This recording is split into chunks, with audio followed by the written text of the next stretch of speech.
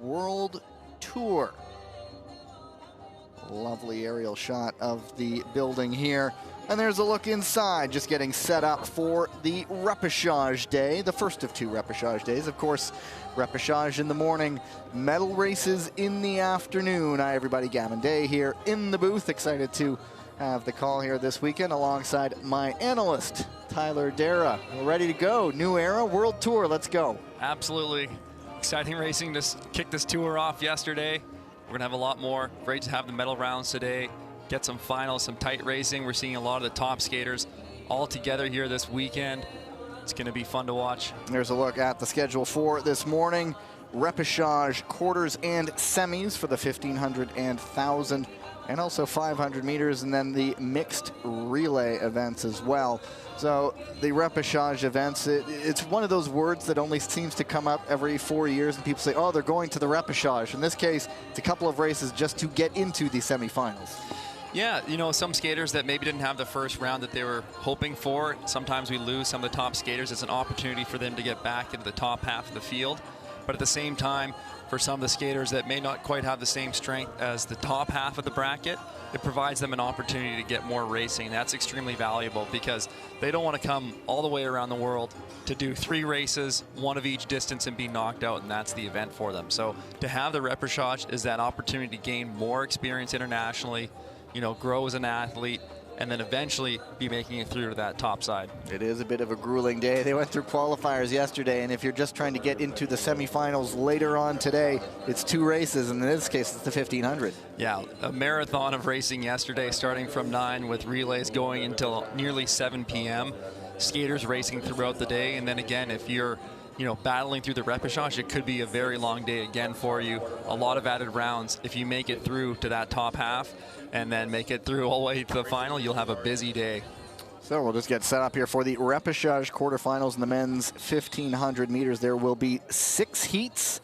First and second place automatically move on, and a maximum of the 2 fastest third place skaters. That's to move into the Repechage semifinals.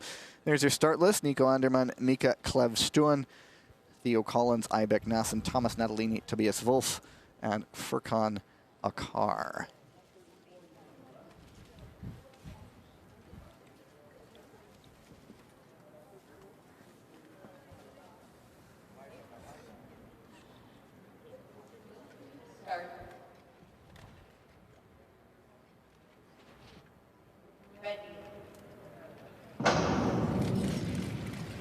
So the traditional slow start in the 1500 meters. This is the race that really winds up. And when the moment comes, someone decides to just drop the hammer, and it's up to everybody else to pick it up. But this is pretty traditional, as he'd say. Yeah, no one's desperate to get the front right now. No one's looking to pick up the pace too quickly and set the tone, but they'll get going soon enough here. Natalini might be one to watch. Thought he had some good skating yesterday. Let's see if he can pull one off here today. Natalini, the 22-year-old from northern Italy, Tyrol region, which Tyrol, if you know Tyrolean, it's there sort of overlaps the Austrian-Italian border. And at the front right now, Theo Collins of the British Royals. Of course, we'll be bringing that up over the course of the weekend. One of the new features of the World Tour is those new team identities. It's a chance to learn a little bit about each country. Some of them have these animals that we might not have heard of, and as we do our research, we dive in to learn about a few things. And looking right there at the back with Furkan Akar, the Turkish Anatolian pars is a kind of leopard in that part of the world. Furkan Akar is one who has some top-end speed. If this pace stays a little more relaxed, he'll be one to watch for. He can throw down some quick laps. We're picking up quickly now. Skaters want to make their way to the front. Don't get caught behind before you see this speed pick up.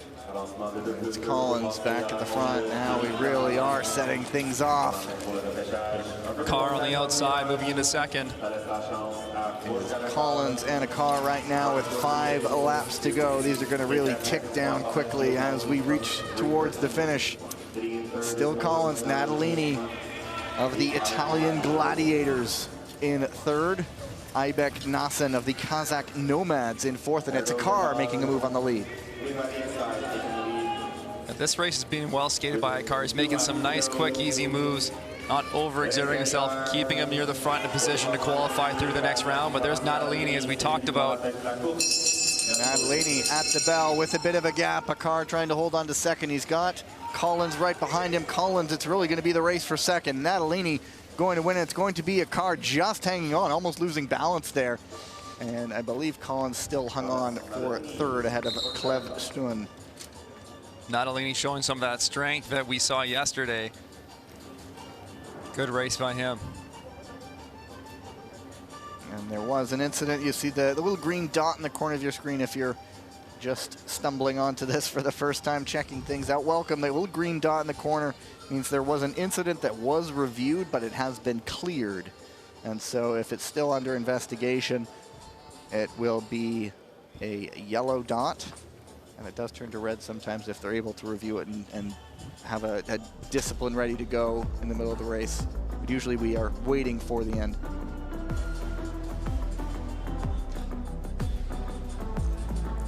One in the books, and continuing largely the theme from yesterday where it was mostly clean racing. So with this 1,500-meter event being a bit longer of a race, athletes are going to be having to make moves throughout the race, but they want to make sure that they're not overexerting themselves on those passes. So sometimes it's a tricky balance. If you're making an outside pass, you want to find yourself getting to the front quickly, not overexerting yourself to do so, but if you don't make it quick, you can find yourself trapped on the outside and then expending more energy than you want to. And so Natalini looking good to go through to the repechage semifinal. One more race potentially for him to advance into this afternoon's program when the big names are really coming. There are the results. Natalini, a car confirmed. Theo Collins will now have to sit and wait and see if 231.991 will hold up. Heat number 2 as Bence Nogradi of the Hungarian Falcons, Sean McAnuff of the Irish Wolfhounds, Itzhak Dalat of the Lions, Frederick Pettersson of the Vikings, Radek Fikus of the Ice Spiders, Clayton de Clement of the Eagles, and Tarik Omeragic of Bosnia-Herzegovina.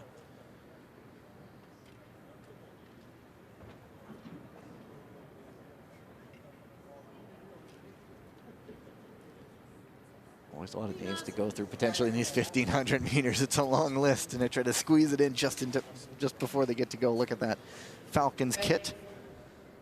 Hungarian Falcons named for the Turul.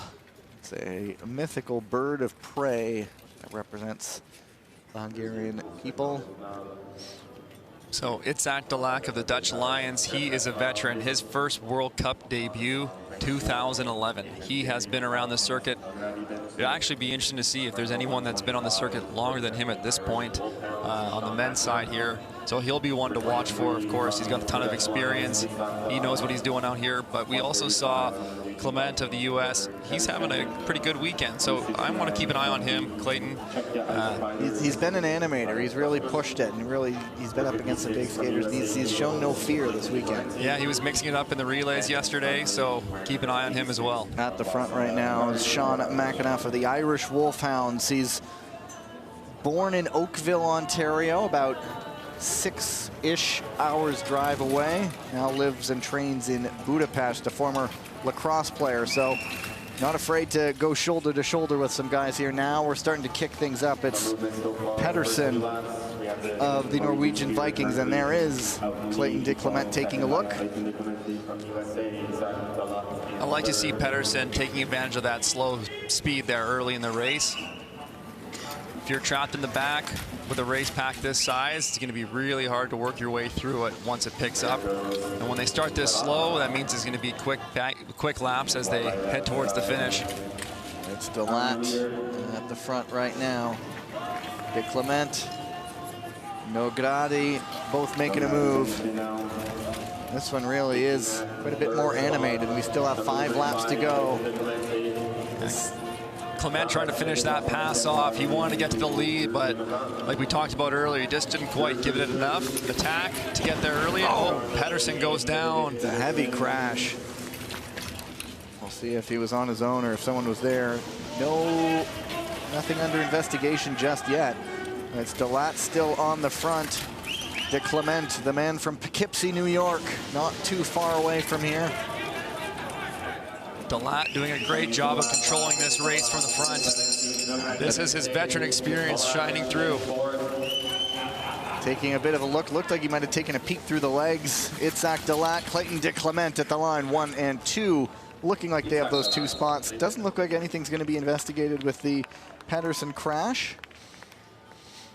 Yeah, Delat, as you mentioned, Gavin, he was checking over his shoulder, checking between his legs as he's going, seeing what kind of gap he had on the athletes behind him, seeing how much he had to push the pace at the end there to make sure he held that victory.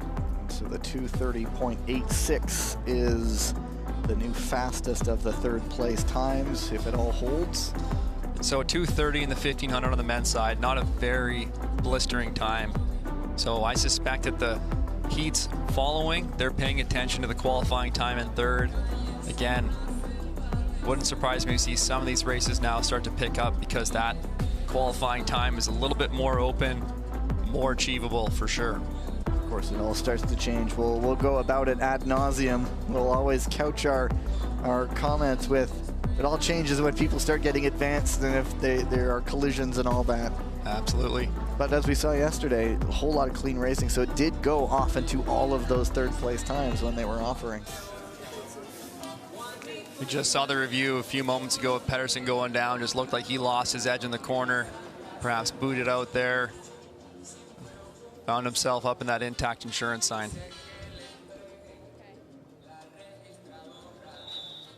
There's confirmation of those results.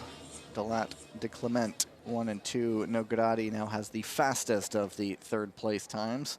Maximum of 2, remember, with, let's see, 1, 2, 3, 4 heats still to go. Heat 3 now as Yangun Benjung of the Wolves of Germany, Wara Noaho of the Ice Bears, Miyata Shogo, the Ninjas, Wonjun Moon of the Falcons, Jonas Hammermuller, another Wolf, DNA Cillier of the Hussars, and Stefan Alexander Kumurjev of the Bulgarian Kings.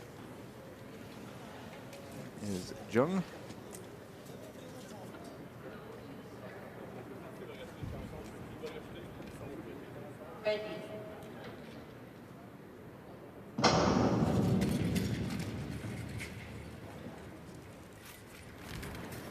Again, no one too desperate here to push the pace. Slower start to begin.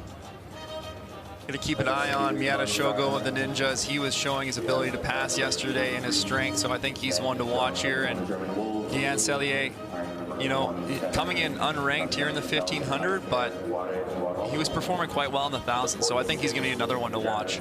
We saw a lot of athletes now sort of skating outside of their usual comfort zone, doing the events that aren't really to their strengths in the interest of their Crystal Globe rankings. Miyata, you mentioned, actually suffered a fracture in Laval, not far away at the Four Continents Championship last year. It was all part of that busy couple of weeks where it was back-to-back World Cups in Montreal and then the Four Continents in Laval, not too far away.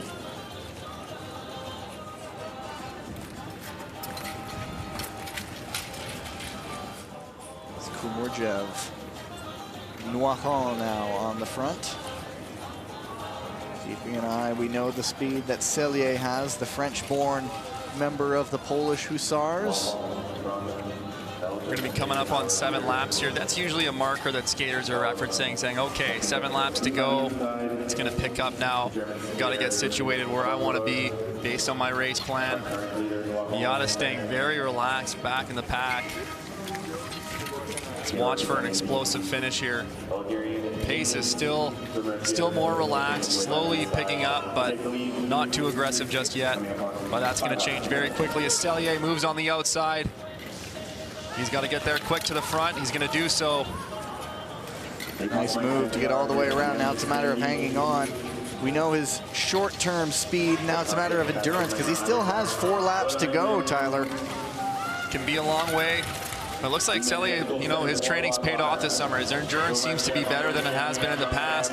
Here's Miyata, that quick move on the outside as expected. He's going to look to set up Sellier potentially here. Miyata, the Japanese ninjas, one of their catchphrases, as fast as a flash, and there it is. Miyata Shogo hitting the front. Jung on the inside. It's all happening right now. It's 3 skaters battling for second. Sellier seems to be fading, and in the end, it's Miyata and Jung, 1 and 2.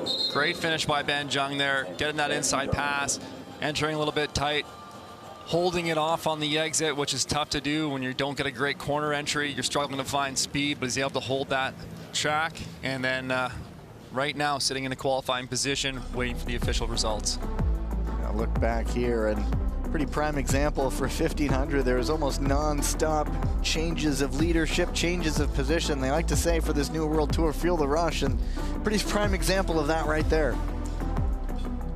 Gavin, you might have called it. Sellier moving there, picking up the pace pretty aggressively with 4 to go. Didn't quite have the legs to finish it off today. Just fading in the end. It was the battle. It was 3 guys battling for second. He's the one who just lost the ground. It looked like the quickest and just wasn't able to get it back. Here's a recap. Sellier moving quick to the front of the outside. It was a nice move, but maybe he just started pushing the pace a little bit too early. And as you mentioned, when it was a slow start, it's been the slowest of the 3 heats. So Won Jun Moon, the Hungarian Falcon, finishing in 3rd. We already know he will not be moving on. So it's just the 2 guaranteed spots, Miyata and Jung.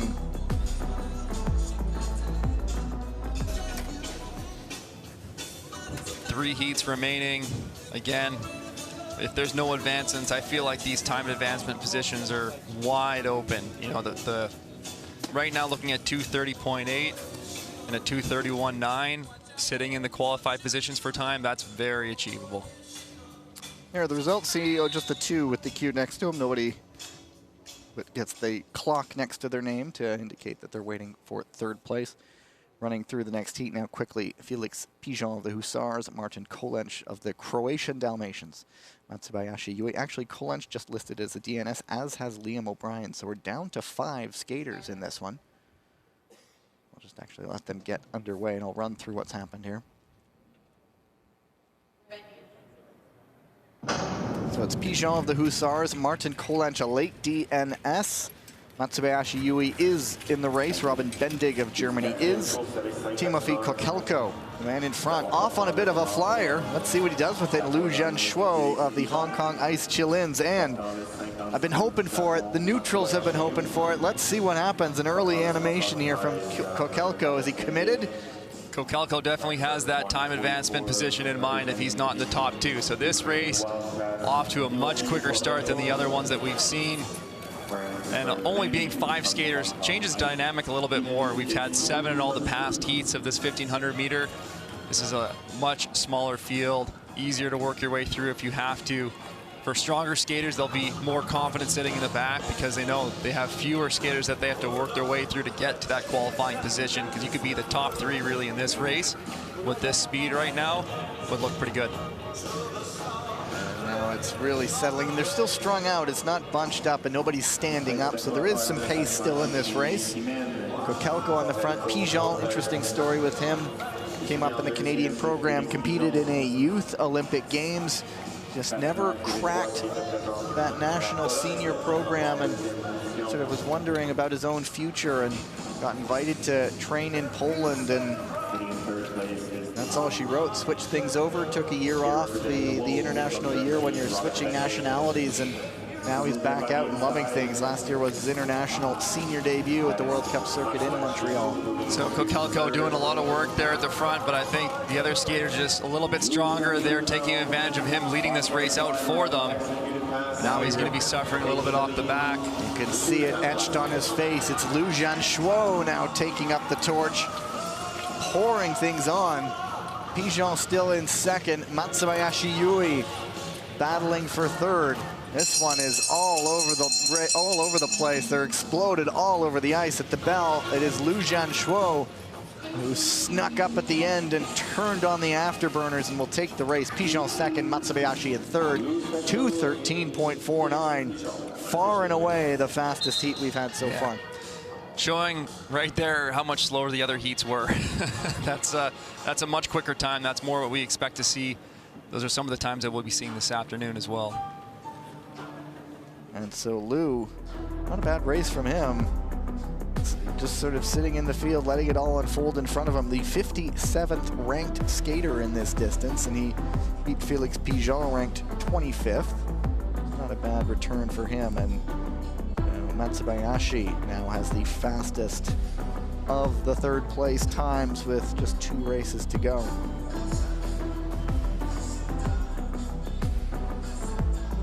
Yeah, it's never good to make predictions, but I feel like that's a pretty solid time. Again, if there's no advancements in the following 2 races, that one will likely hold up, but we'll pay close attention to what's to come. Kokelko may not have advanced, but we'll give him a lot of credit for those fast times and really animating things early. He was giving himself a chance, seeing if the other skaters would let him go, perhaps. Maybe he could try to get away from the field. Or, you know, and perhaps maybe he's just looking to get a new personal best time in the event. Although time's not typically something that short trackers are particularly concerned about, but something that you always kind of know in the back of your mind, what you've done, what's your best finish. There it is, the results. There are the results. Lou, Pigeon, 1 and 2. Matsubayashi now will have to watch and wait. Heat 5, 6 athletes. I think they all may be on the ice. We'll see if anyone surprises me. Anyway, leading the way, this is the top-ranked skater Andrew Heo of the USA Eagles, Mete Hanatan, another of the Anatolian Pars. There are 2 of them in this race. Zhu Yiding of the Lungs, the Chinese Lungs, and Yang Chengrui of the Ice Chilins, Mohamed Bozdag, and Oleg Hyundai. We got very familiar with seeing him yesterday from the Wildcats. Hyundai, the 25-year-old from Kiev. He was in, it feels like, just about everything yesterday. Well, another very slow start here. This one won't be challenging for time. They've already given up, I think it was about 13.5 seconds there to complete the first half lap. So that's going to make this pace quite slow. But again, they're going to be competing now for first and second to get through. We've got a pretty strong field here with Ole Hyundai. He's performed really well yesterday. Andrew Heo has been performing well throughout the weekend. Could be a bit of a showdown here. Also having Zhu Yiding in this race. So there'll be a good little finish that I think we'll be about to witness. When they seem to agree on the speed of the race, is it sort of a sign that they're all fairly confident that they'll be top 2? They feel like they look at their opponents and go, okay, I think I can beat these guys if it's a straight-up race. Yeah, I think so. I mean, a few of them, obviously, not everyone's going to come into this race thinking that they're going to win it. But, you know, they also know the depth or the strength of the other skaters in the race. So those skaters are saying, well, I don't want to do the work for them and just set them up to follow me so that they can pass me at the end. They want those skaters to try to work to give themselves a chance to try to save as much energy for the battle at the finish. It's Mohamed Bozdag on the front.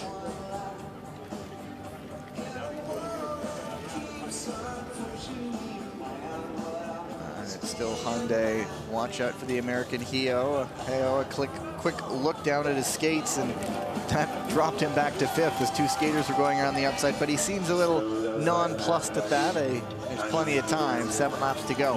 Yeah, there's going to be some quick action now. These guys are going to have fresh legs. They've just kind of warming up into this race. This has turned into a bit of a 1,000-meter now, but even still more relaxed. So now here we go. Now it is Zhu hitting the front. Bozdag behind him, 1 and 2. The Anatolian Pars on the prowl right now, 2nd and 3rd. They've just switched things up as Mete Hanatan goes into 2nd. Here comes Hyundai. Down goes Bozdag. Down goes Hyundai. And a little bit of a touch going into the entry, though, but nothing significant. And now here comes Heo. Opens the door for him in 3rd. Now he's got to go. Looking around the outside, trying to set things up. Now he makes his move inside Atan, takes it, takes 2nd, at the bell, top two. Doesn't look like a third place is going to be good enough from this heat. But it is Zhu Yiding, Andrew Heo, 1 and 2. That was a confident skate from Andrew Heo. He just stayed relaxed throughout, never any panic. You know, that's kind of the way you want it to play out, because you don't want to overexert yourself here. You want to get back to that top round. You want to save your legs a little bit. And I think that also plays a factor in some of the slow pacing that we're seeing this morning. These skaters knowing that they got a lot ahead of them. They want to conserve and balance their energy output throughout the day. Look back, as always, the pedestrian start. Almost like everybody waiting for a bus on skates, just off the line, standing up and moving very slowly forward. It was interesting, Heo, when he looked down at his skates, suddenly two skaters had moved ahead of him and he had slipped down to 5th, but there was no panic. But a nice confident skate as well from Zhu Yiding.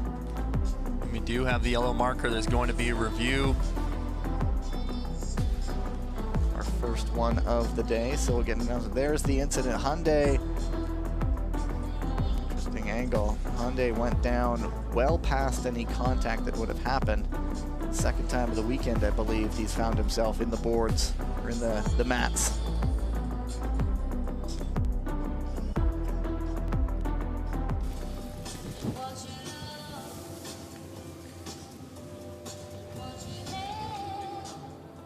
And we'll see what the result is as they bring out the repair kit. So here's a review.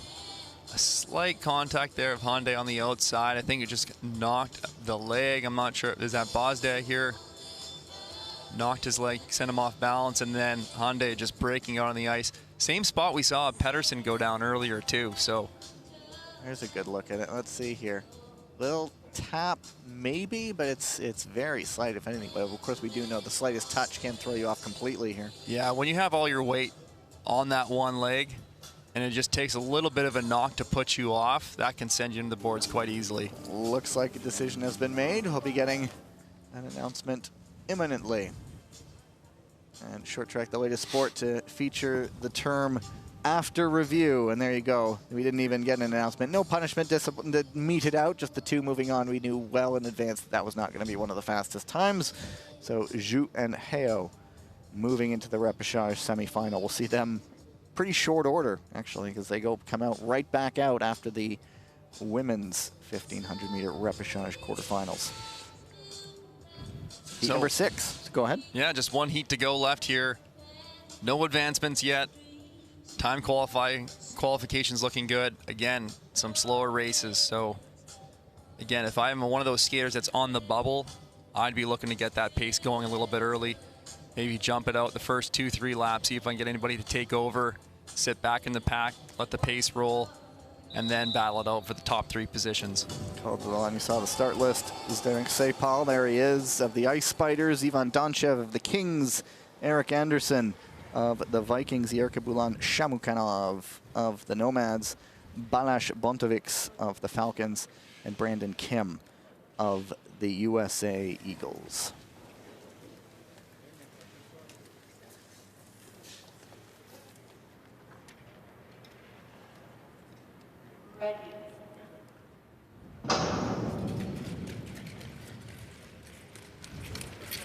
Here we go.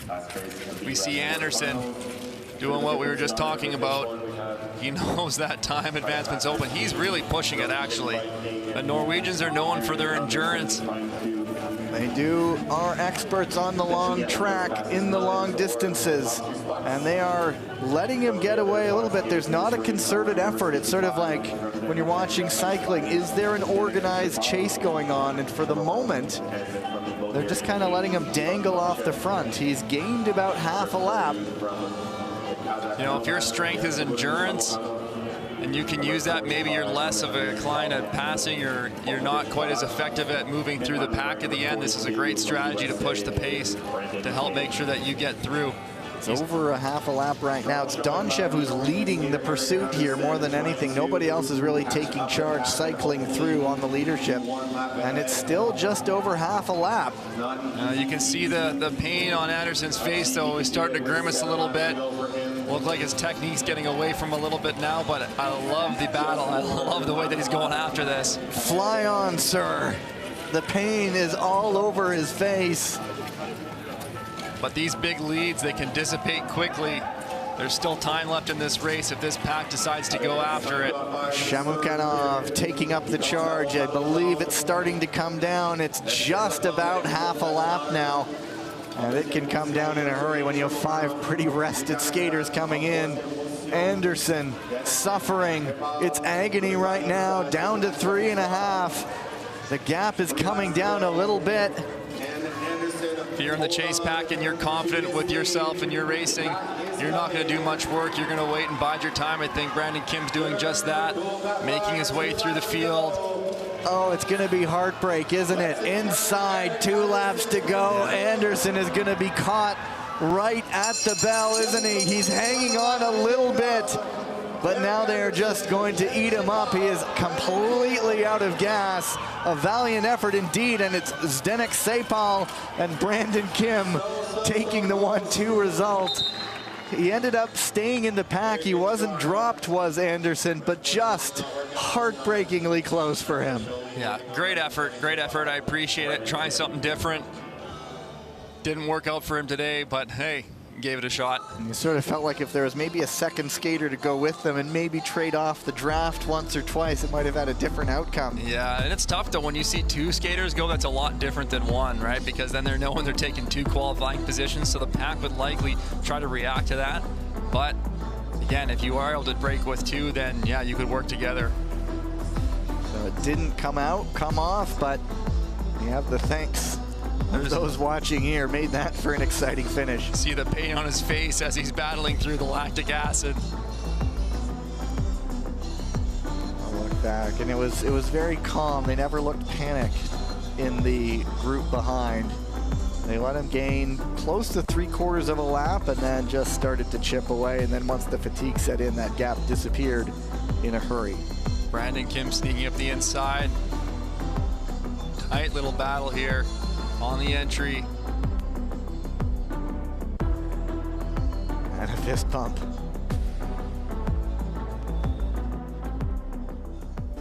And that ends the 1,500-meter repechage quarterfinals. It's a very quick turnaround.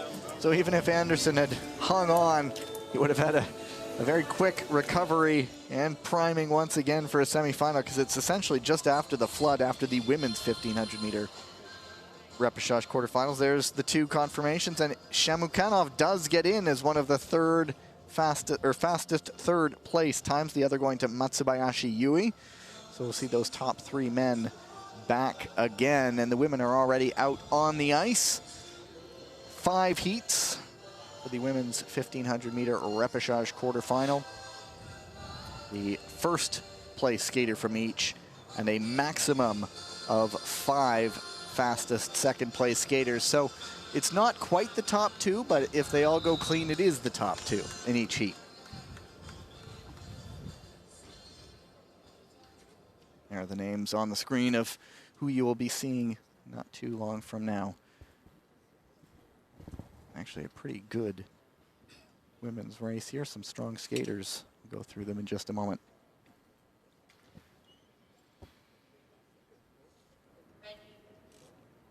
So going through, you saw the start list. Shim Suk-hee of the Korean White Tigers, Dita Van Oerschaud of the Lions, Hyojin Kim of the Racing Roos, Miroslava Selyakova of the Wildcats, and Lam Ching Yan of the Ice Chilins. And this one is a fast start.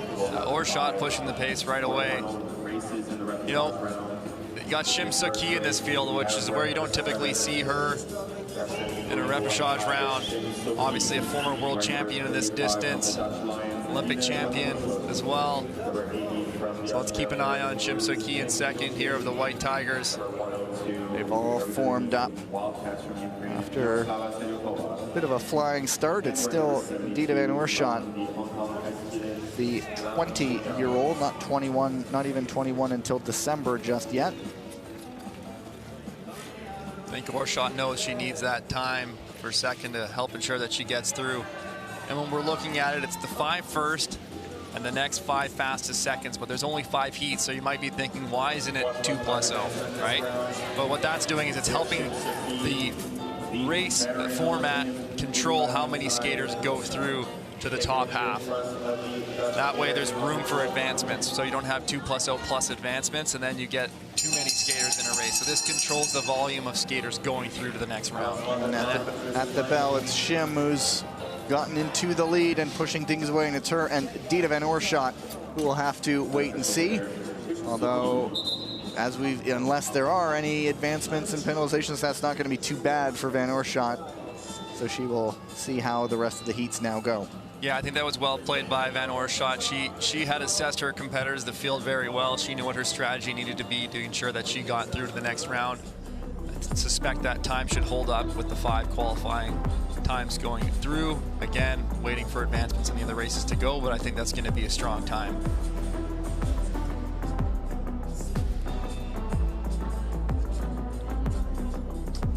Time of 1:33.833 for the woman from the Netherlands. She gets off the ice. Once again, nothing needing review as we get through another clean race. Next heat is already out on the ice, 2nd of 5 before we flood the ice and then do the semifinals.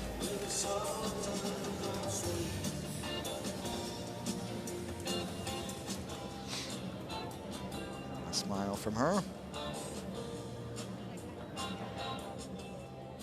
So the camera angle for the results board, and there's Shim and Van Oorschot 1 and 2. Jumping into the second heat right away, another 5 skaters as Malika Yermak of the Kazakh Nomads, Valentina Askic of the Croatian Dalmatians, Maya Dora Somodi of the Hungarian Falcons, Holly Hoyland of the British Royals, and Petra Vankova of the Czech Ice Spiders.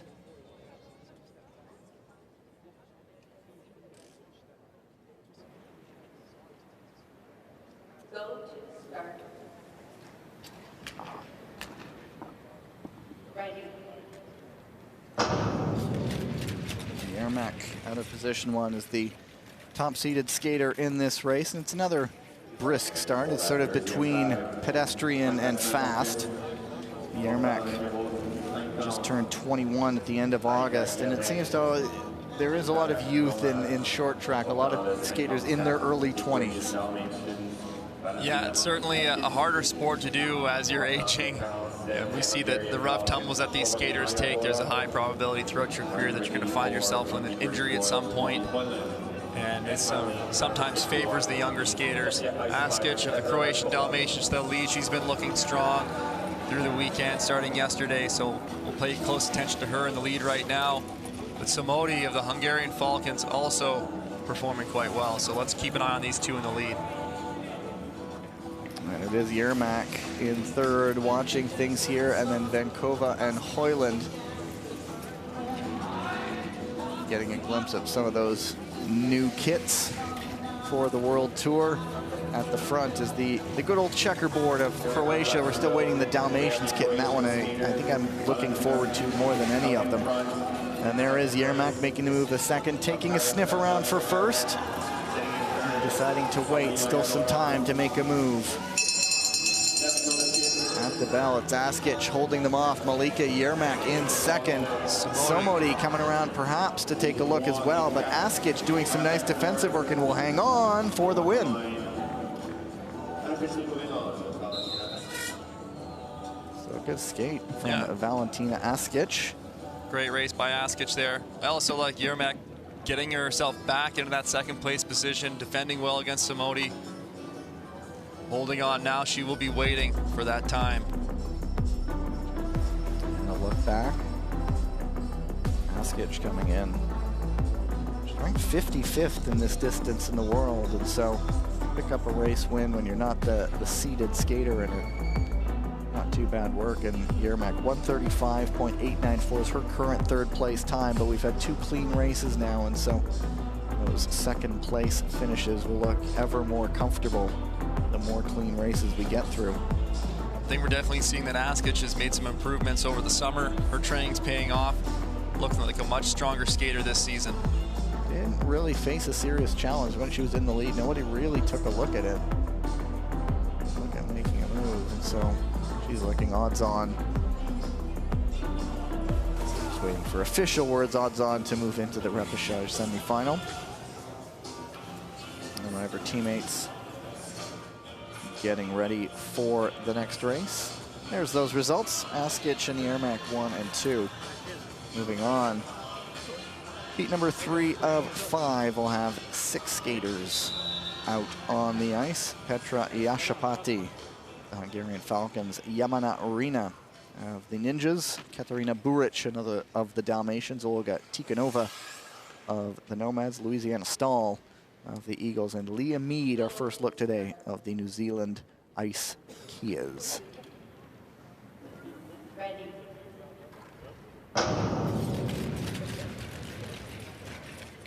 So we see in this repechage 1,000 meter that we have 6 skaters in the race. You know, it wasn't too long ago that the standard for 1,000 meter was like the 500, only having 4 skaters. And then now we've gone to adding the 5th skater, creating more exciting racing. And then 6 skaters in this 1,000 are really filling it up. So with this many skaters in the field, you can't get caught back. We're seeing that just play out right now. Skaters battling to get near the front because you got to be 1 or 2. And this pace picks up quickly when it's only 1,000 meters. It's that midway between a sprint and a distance race. And sometimes it tends to work the sprint side. And their girls are going fast here today. This 1,000 meter flying off here. Petra Yashapati ahead of Yamana Rina and Olga Tikhonova. But it's everybody together, really. Yashapati in front, Yamana. Yamana's defending that second position well. Getting a little bit tight on the entry.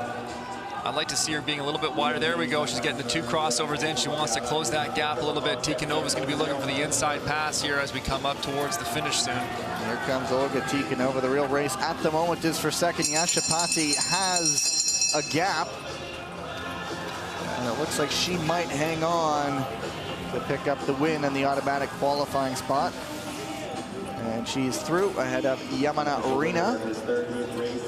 And that is the case. Olga Tikhonova in the end not able to close that gap. And so repechage quarterfinal 1,000 meter heat number 3 is in the books. And another clean race we've seen. Yazapati showing her strength from the front there. Yamana in second. What I like to see from her at the end of the race there, what she was doing was make it more difficult for Tikhonova to get by. She was able to get the 2 crossovers in on the entry just to gain that little bit of extra speed so that it was that much more difficult to make that pass for Tikhonova on the exit of the corner.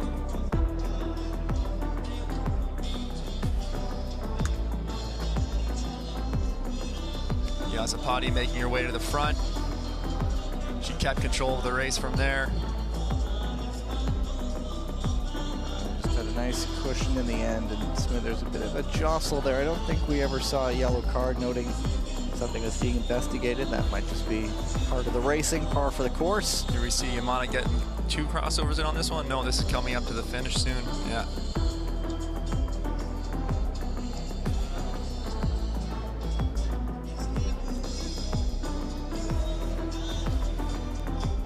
So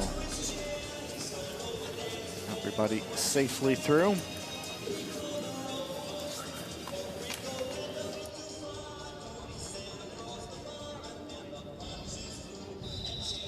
There you have it, Yashapati and Yamana 1 and 2. Couple heats still to go in the women's 1,000 meter repechage quarterfinal. Going through the start list here, Gabriela Topolska of the Hussars, Chloe Olivier of the Roosters, Betty Muska of the Wolves, another Rooster, Gwendolyn Daudet, Thea Johansson of Sweden, and Svetlana Repetska of the Wildcats. Ready.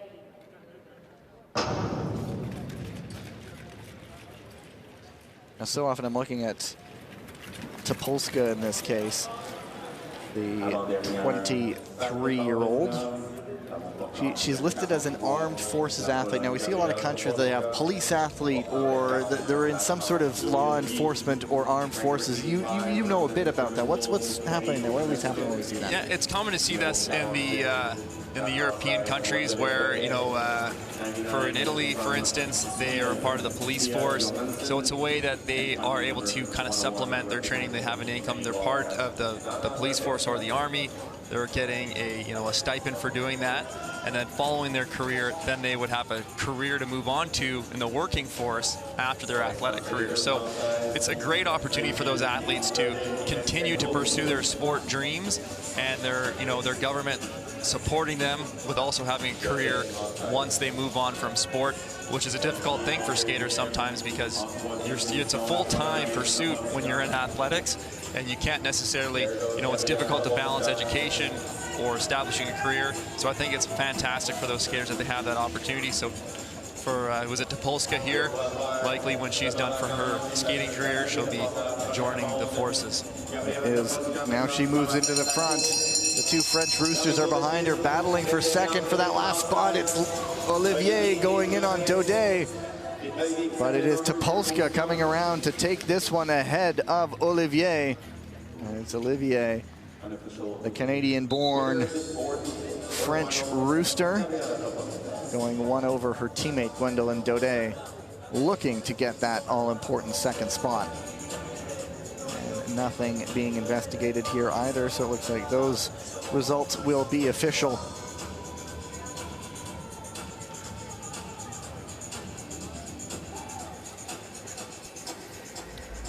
Olivier now living in, I believe it's called Font-Romeu. It's where a lot of them have their training in the very south of France, in the Pyrenees at the high elevation. Font-Romeu is a training site used by a lot of teams, higher altitude, great place to go. Summer training camp, put some work in, a little bit more remote, focus on your skating, focus on your development. And also we know the importance of cycling to these skaters. You're in the Pyrenees, near some pretty big climbs to tackle a little bit.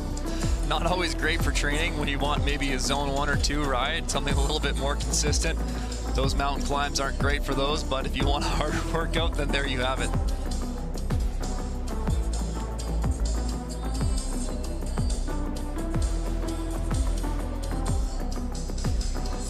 Polska through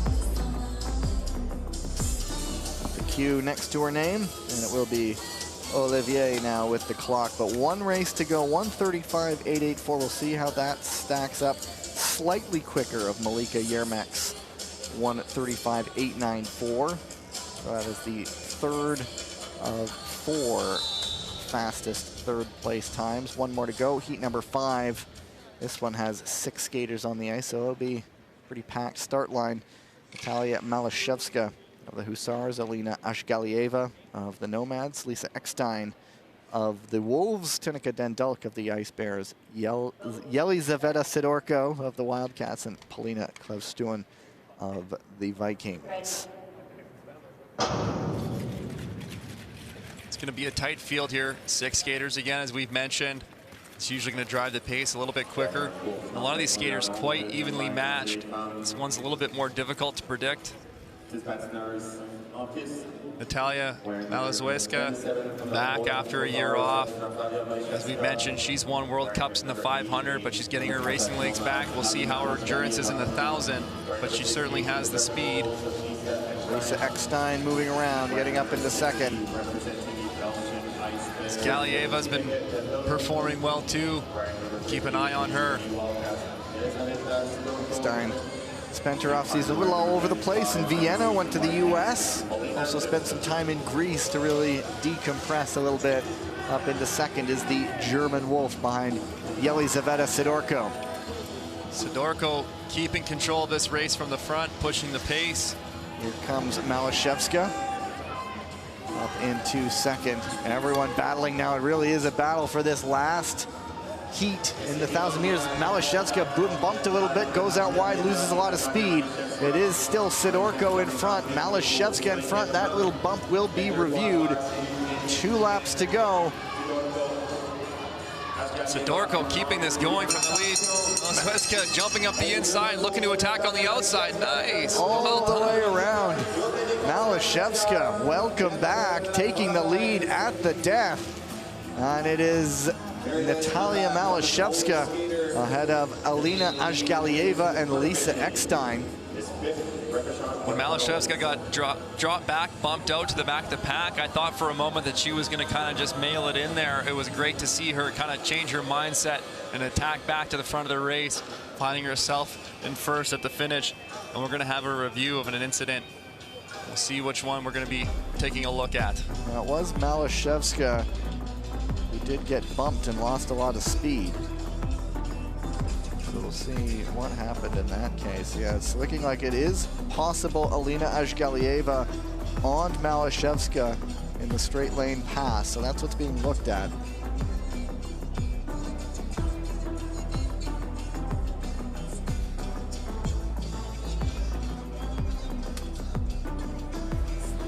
Here's a look again. Ashgalieva looking to sneak up the inside. A little bit late. Malashevska getting bumped out to the back. There she is back in fifth, jumping up to third, looking to the outside, building out wide, getting into the lead. Great move. Using that sprinter's prowess to get over and win that 1,000-meter repechage quarterfinal race. We'll see if the results hold up.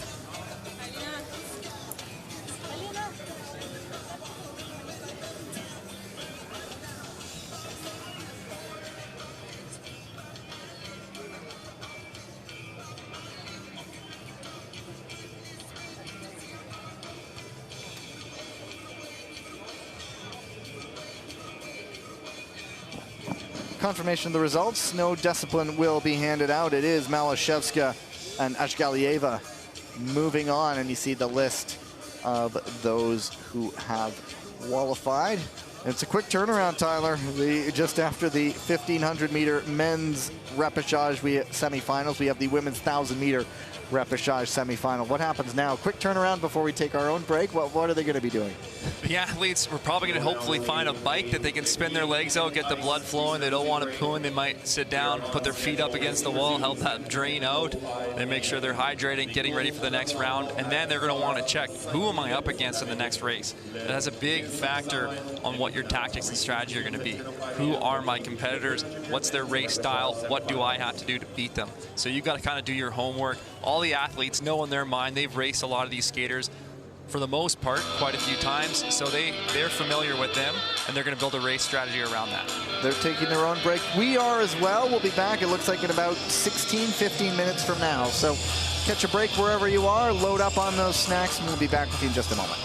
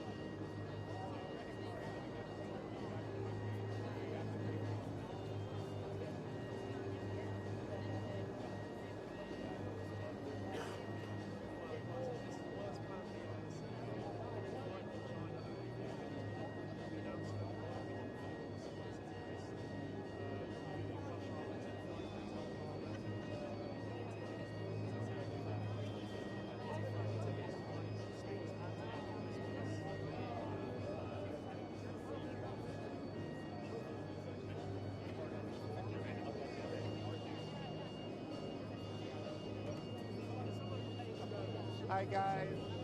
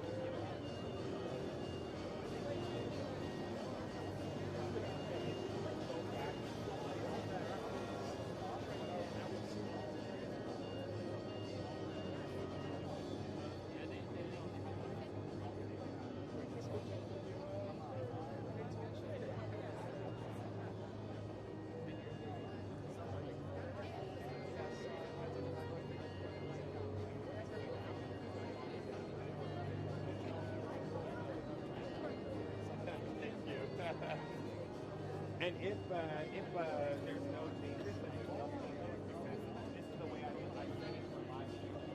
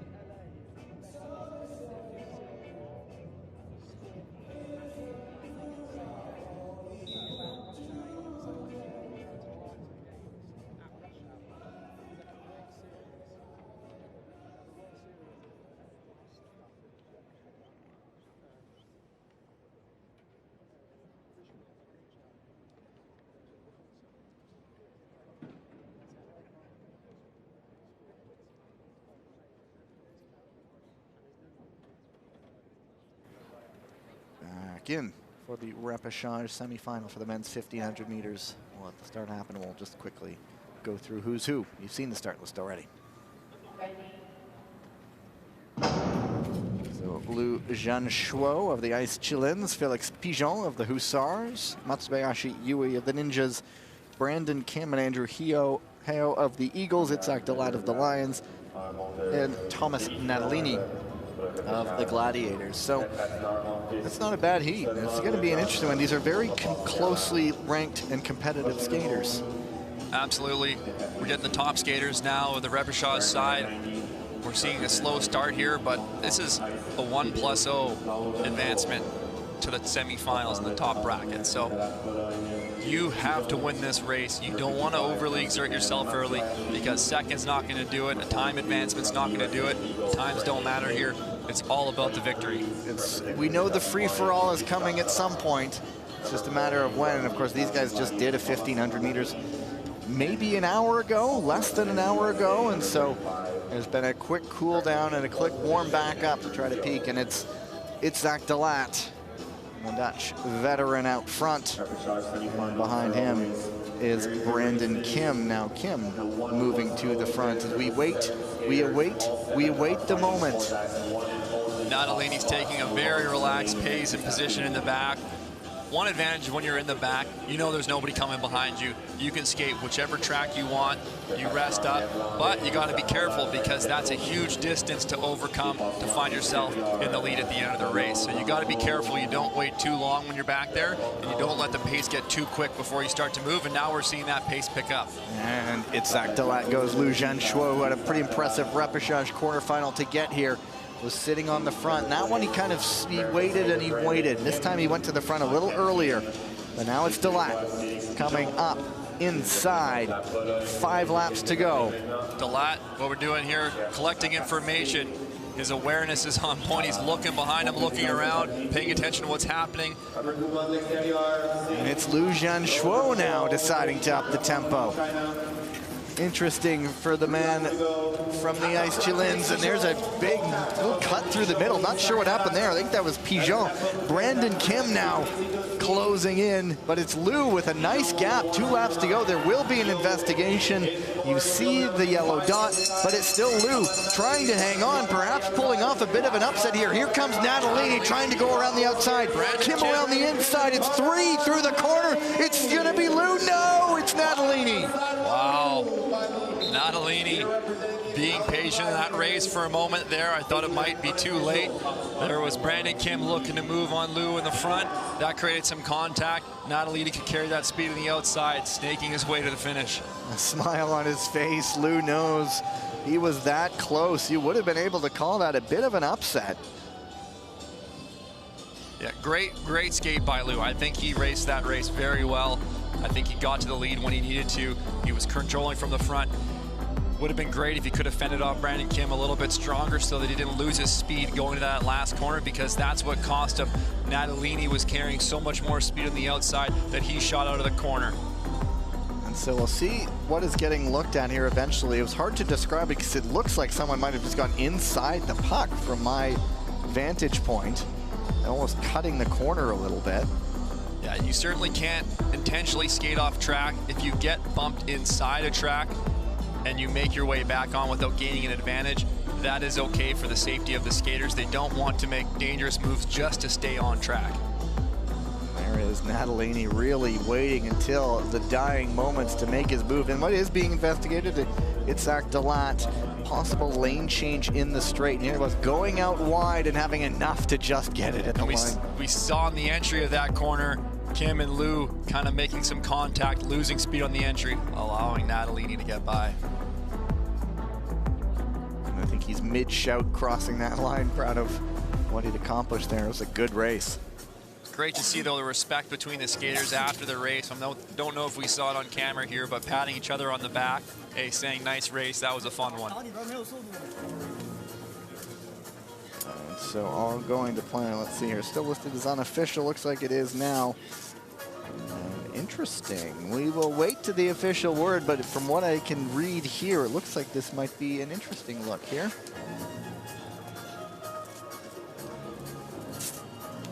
We'll see if an announcement is actually made, but we do know Natalini officially through. And here comes the official announcement.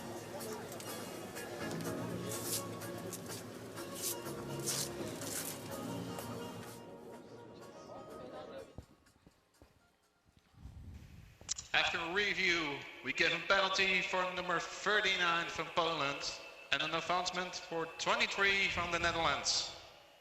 So there you have it. Felix Pigeon penalized, and it will be Itzhak Dalat advanced into the semis later on this afternoon. So that was that late inside pass that we saw from Pigeon, bumping Itzhak Dalat out of that qualifying position to the back. The officials caught that on the review, and he'll be advanced. So they do get a bit of a break now, unless they do have the mixed relay. But anyway, here's a look at that. The inside skater failed to give way. Itzhak Dalat. And that's where it looked like I thought he cut the corner, because they knocked over a couple of pucks there after the two bumped each other.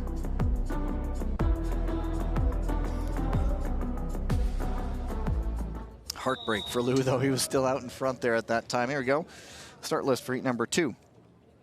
Zdenek Sepal, Yerkabulan, Shamukanov, Clayton DeClement, Furkan Akar, Miata Shogo, Yangun Benjung, and Zhu Yiding.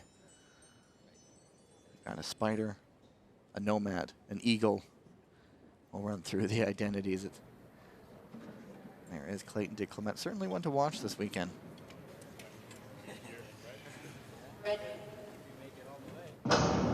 He's not been afraid to animate. And this one is off to the pedestrian type of start, but we do know with one spot available pending advancements, it's going to, there's going to be a firecracker that goes off at some point, and then it will be every man to the pumps.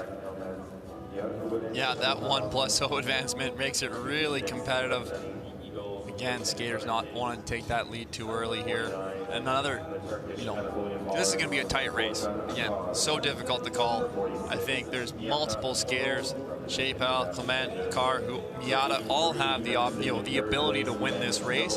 It's going to come down to who executes best, who's best positioned in this race, and who has the legs at the finish. You liked pointing out Miata earlier, and he ended up sneaking his way through stealthily.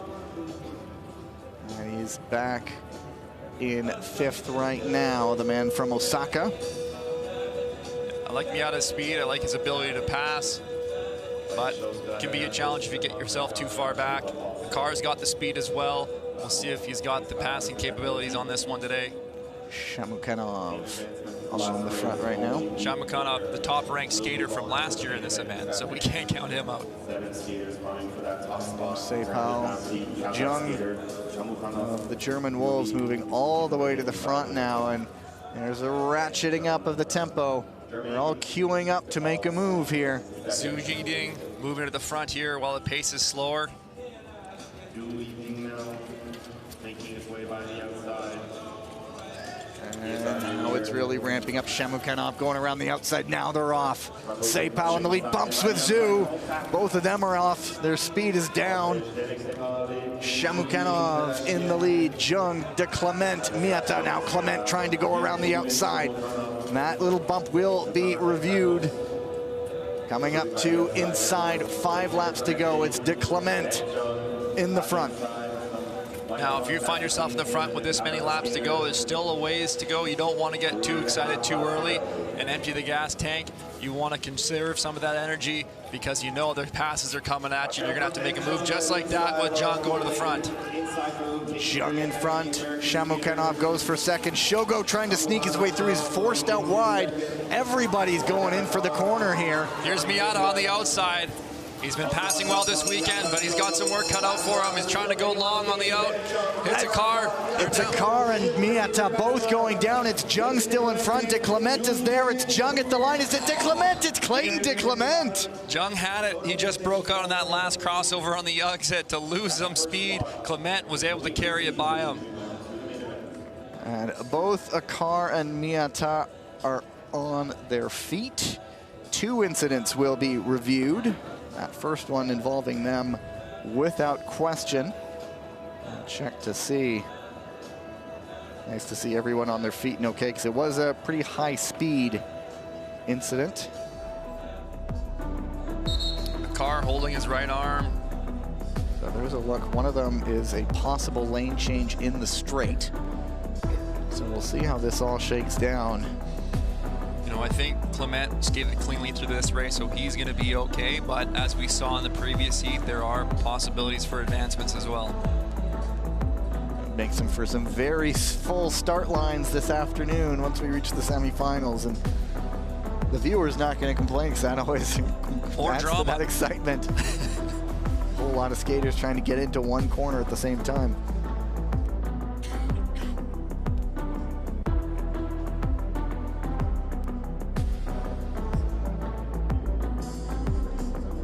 Here's a look at Shamakhanov coming up tight inside pass there.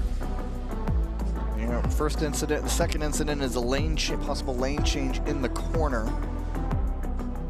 Here's another look at Miata on the outside. That's where we're making contact with the car, and those two skaters go down. John just losing it. He was really in control there. I think you're coming out of that last turn, you're going to the finish. You think you got the win in the bag. You want to get every little last bit of that push, and you just try to push too much, and you lose control, and that just kills your speed. The man from New York State, looking like he's headed into the semifinals. Some coaches waiting anxiously against the boards there. Clement, 25-year-old, took up the sport in 2011. So let's see, they're still taking a look. They got a couple incidents to look at. There's one. That's when a car and Miyogo went. Miata on the outside. Pardon me. Yeah. Again, we saw something similar to this earlier. The passing skater on the outside. Maybe there's a little bit of a touch just on the supporting leg of the skater on their inside, and that's just enough to send them off. And there you see it again. You always watch where the blades go, and safely out of danger this time. Women's 1,000-meter repechage semifinal skaters are already on the ice for heat number 1.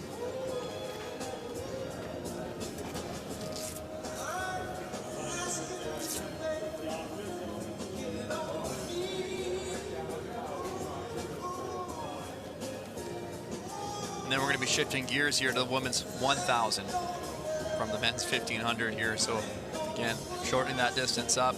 A little bit of a race change in terms of tactics. And this one too, only one place to go into the, that's into the, I believe it's the quarterfinals. Yeah, it's the quarterfinals. The first place will move into the quarters this afternoon. Here's a look at Shipal on the inside of Zhu Yiding.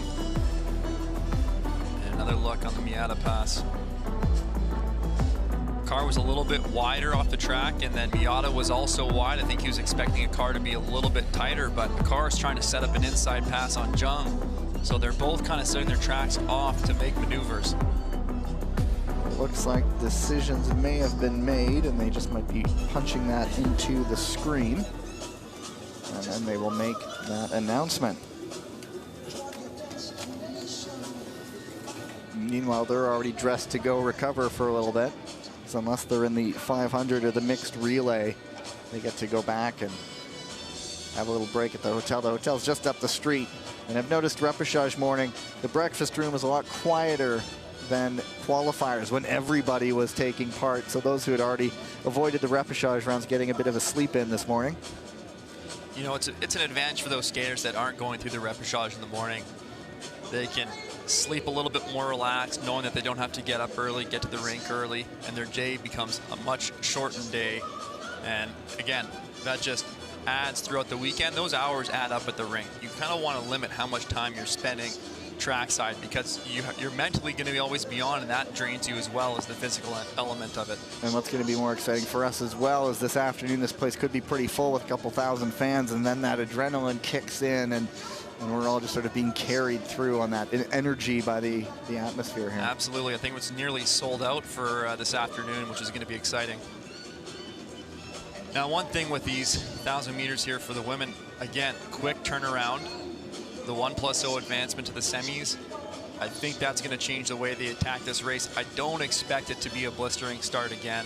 Of course, though, 1,000 meters, it's going to ramp up quickly, but it wouldn't shock me if they're a little bit slower off the gun and then picking up with about 5 or 6 laps to go, really trying to position themselves for that finish. Here we go. Looks like the results are now official, and well, it seems like it's another interesting one, but here we go. We'll let them make the announcement.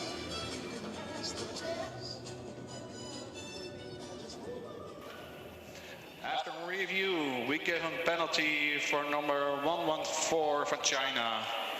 We got an advancement for number 65 from Czechia. We got a shared responsibility for number 46 from Japan, together with number 49 from Turkey. And there you have it. So Zdenek Sepal being advanced, Zhu Yiding penalized in that other crash into the corner. Furkan Akar and Mia Tashogo, both of them a shared responsibility. So nobody penalized, nobody advancing. But there you have it, the Ice Spider moving into the semis this afternoon, in addition to Clayton DeClement. Here's a look back. Let's say did not give space. And Sepal has his shoulders ahead there of Yiding. Zhu Yiding, sorry. And then this one, no penalties for shared responsibility. You mentioned both of them kind of, I think, weren't expecting the other one there. Yeah, I think Miata thought he was going to have more room on the outside. Akar was moving wider again to try to set up that inside pass to try to take Zhang on the inside. So they were both kind of drifting out, found each other entangled. And here we go for the women's 1,000-meter repechage semifinals. 2 heats, just the winner moving into the quarterfinals this afternoon. The start list: Petri Ashapati, Natalia Malashevska, Valentina Askic, Chloe Olivier, and Malika Yermek.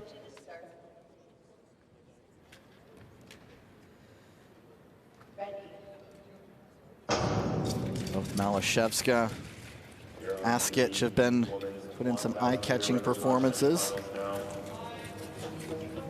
And it is Yermak of the Nomads wandering up to the front. Yermak making a nice quick move there. She was in 5th on the line, 5th going into the corner, jumping out to the lead, while this pace is a little bit slower. A little bit more controlled. They're not taking it too easy just now, but I think it's going to be a dramatic finish. Yermak, the 21-year-old, lives in Astana. It's Askic now on the front. She's the Bosnian-born skater for the Croatian Dalmatians, and lives in Zagreb, the 25-year-old. I think Askic and Yazapati are the ones to watch here. Picking them as the favorites at the finish, but this could go anyone's race. It could be anyone's race. Here's Yazapati then, getting to the lead. I think she's feeling strong this weekend. She wants to control it from the front, opening up a bit of a gap here. We also know Malashevska has the top-end speed, and here she comes. She's got to close it down in a hurry. Just a couple laps to go. It's Yashapati on the front with a bit of a gap. And just 2 laps to go. It's up to Malashevska to clear it down, close it down rather. She's not gaining much ground at the bell. It's Yashapati still in front, skating away from the field, and that might be all she wrote. The tactics coming off perfectly for her. Yazapati, great race there, showing her strength, really showing where she belongs to be in those semifinals for the 1,000 meters. So well skated. And so that one, without need for an investigation. Petra. Andrei Mashapani, Budapest resident. She is moving on to the afternoon's program.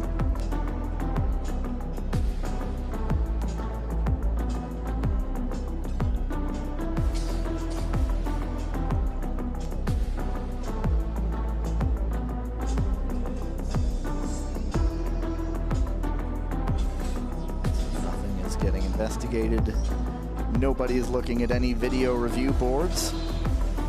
This looks like they have made those results official. They'll come up for you in just a moment, but it is Yashapati moving on and jumping into the next heat. Another 1 spot on the line to qualify for the quarterfinals this afternoon. skaters going again. We're going to see Shim Soo-ki again here, two-time world champion in this distance. I think she's certainly the one that everyone's going to have their eye on. They're going to be basing a bit of strategy around her and what she's capable of doing. She's got strength, she's got speed, she's got endurance. So this is going to be a tough race.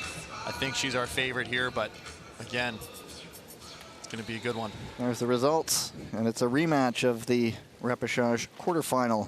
As Dita Van Oorschot's in here as well, as is Yamana Rina of the Ninjas, Alina Azhgalieva of the Nomads, Gabriela Topolska of the Hussars.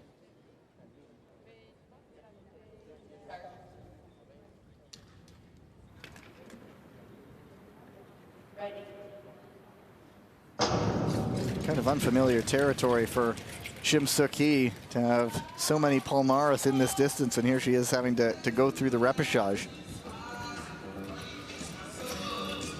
And you know, this is why the repechage are great, because somebody that maybe necessarily shouldn't have been knocked out of the early rounds has that opportunity to get back in. She's certainly, you know, a contender in this distance to be in an A final for sure, and now she can prove that by going through the repechage, but it's going to be a long day for whoever does make it through. She'll certainly be feeling the legs if she makes it all the way to the final. There's an early bump there. It knocked Topolska out of contention, but she's chased back on and latched back onto the group. The legs probably a little more tired now. Really learning that Oorschot likes to be in the front. This is something that we're seeing from her continually throughout the weekend. She likes to race from the lead. It is still Dita Van Oorschot on the front, but now it is Yamana. There was a bump there, and you see the little yellow dot popping up. They'll take a second look at that. Van Oorschot back in front. Shim Soo-ki now to the front. I think she's going to want to take this one home now, opening up a gap. And a bump there, Azhgalieva on Van Oorschot. That certainly helps Shim, and this might be going to plan. Make the move, 3 laps to go, turn on the jets, see if anyone can keep up. Look back on the replay there, Azhgalieva, I think when she was making that move, that bumped her inside the track as well, but again, staying her course. Shim Soo-ki taking the victory here. Easy in the end for her. Yamana gets over for second. We'll see what that review discovers, but I don't think there's anything that would preclude Shim's advancement. It looks like it is possibly Azhgalieva on Topolska.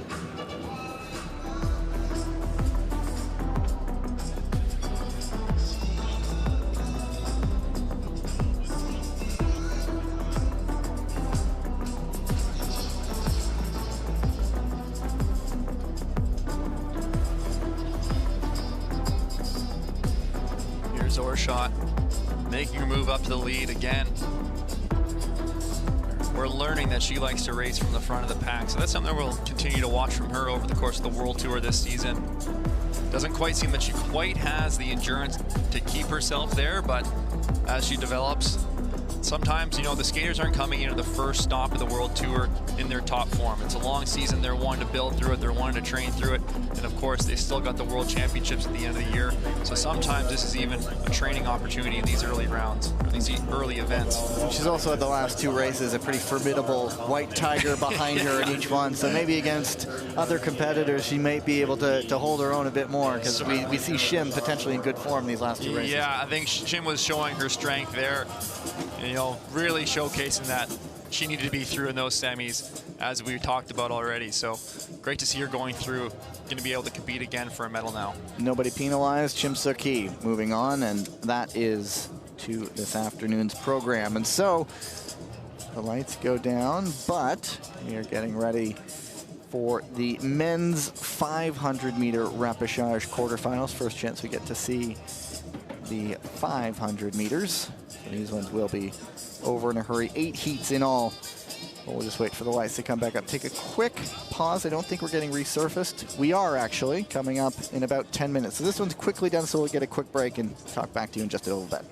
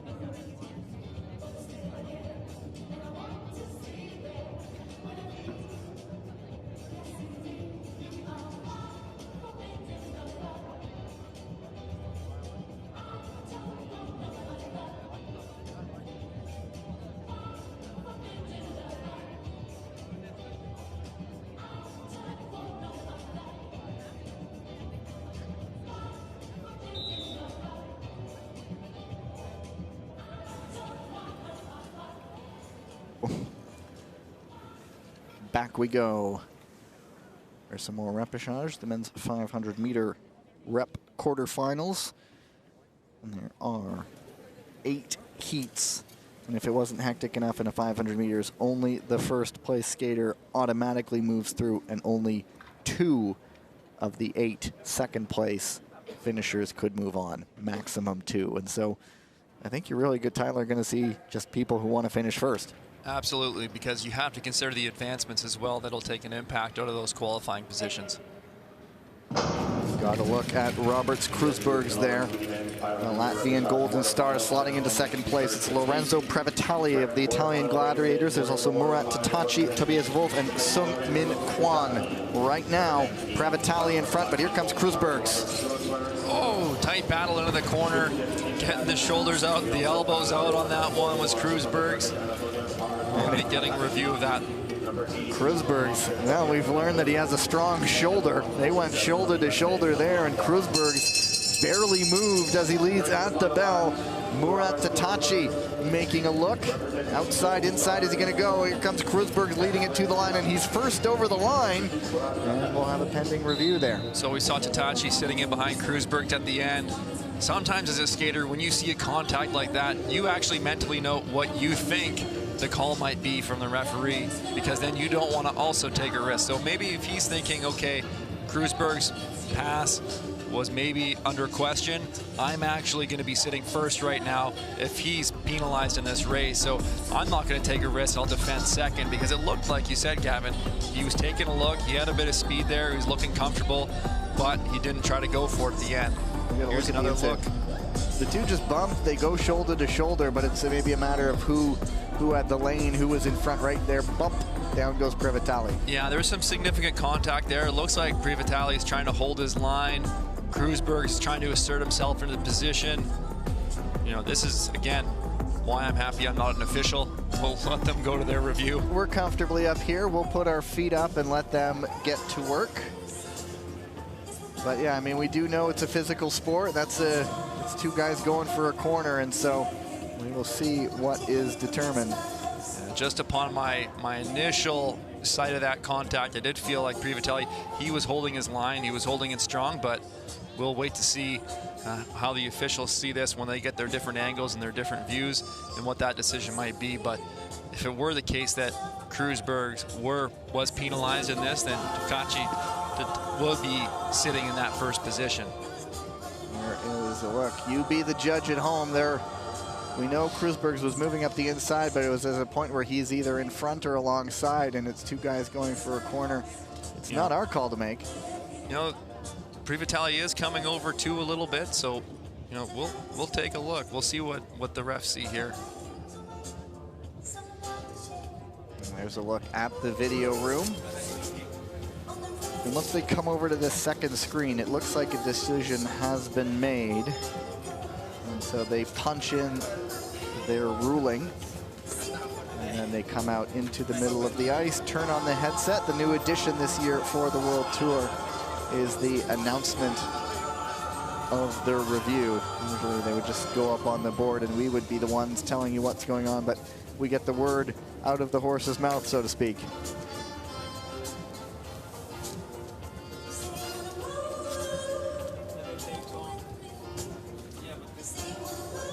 And we do know that they are looking at a lane change in the straight there on that penalty review of Kreuzberg's on Previtali. Now, who might have been doing the lane change in the end? Because could it happen where it's just 2 guys in their own respective lanes and it's their shoulder to shoulder while in their own respective lanes? Yes, but we do see Previtali, he is somewhat coming across, but Kreuzberg's is quite aggressive in this push here to come over right there. And that was a pretty heavy contact. So I think they're going to be looking at both skaters and how they're moving. Still awaiting the word. It's still listed as unofficial.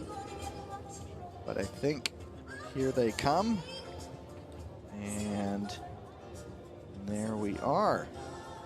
We'll see if there's a ruling officially just to confirm what we see. After a review, we got a shared responsibility for number 19 from Latvia and the 105 from Italy. There you have it, shared responsibility. So both guys going for the corner. It's who won the shoulder check, essentially, and that goes to Roberts Krusbergs, who wins the heat. Yeah, it's kind of like we talked about. We did see Privatoli coming over a little bit. We saw Krusbergs coming in, fighting for that same position, shared responsibility. And we now know that Roberts Krusbergs is about a bit of a brick wall. He barely flinched after that interaction. He kept his speed. He was solid on his feet. But Tatachi now, who we thought might be considering, oh, maybe is Krusbergs penalized in this race time first.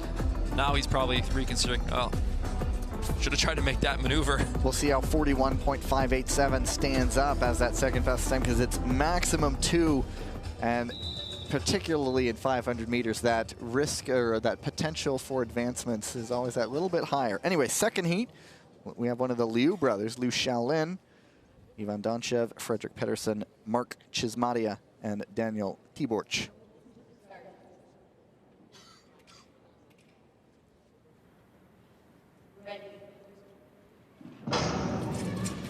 Perhaps kind of unfamiliar territory to see Liu Shaolin in a repechage quarterfinal, but well, he's first out of the gate here, taking position 1 right to the front.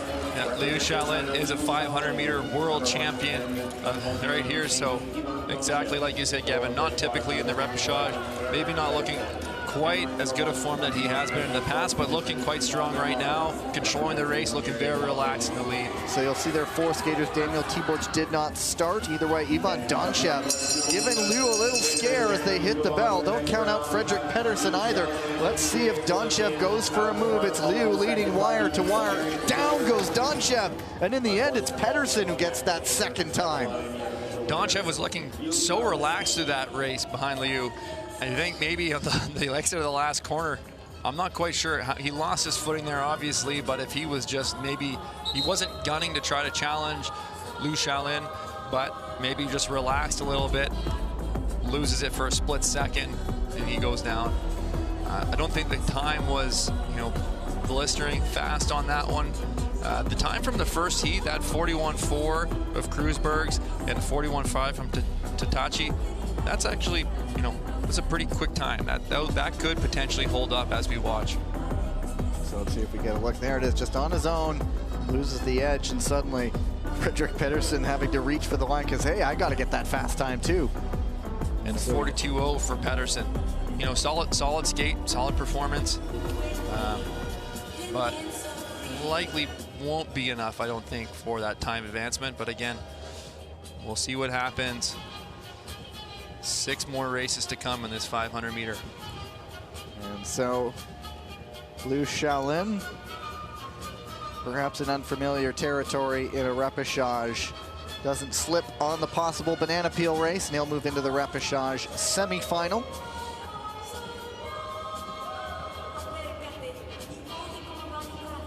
And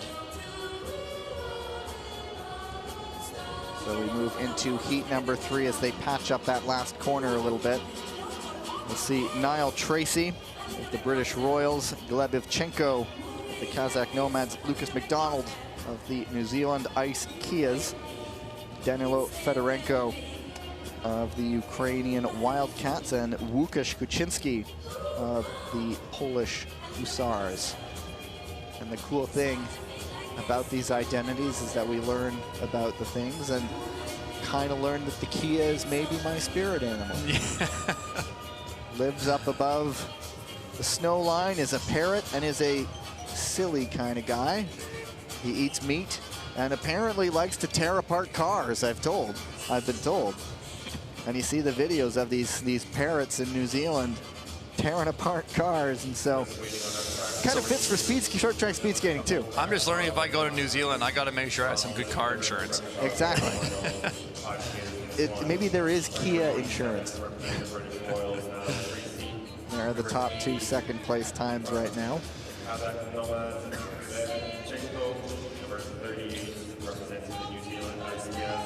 So in this next 500 meter repechage, I'm going to be keeping a close eye on Niall Tracy.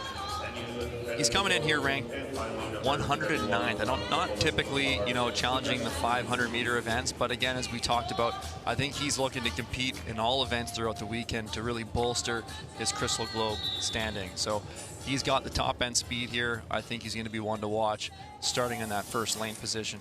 And the first race of the season, it's always curious to see which programs have made that leap forward with their investments and with their training with this British Royals side.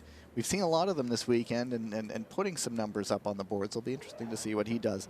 But you need to look out lane number 5 too. Łukasz Kuczynski ranked 8th in the world in this. Here he is in a repechage. Ready.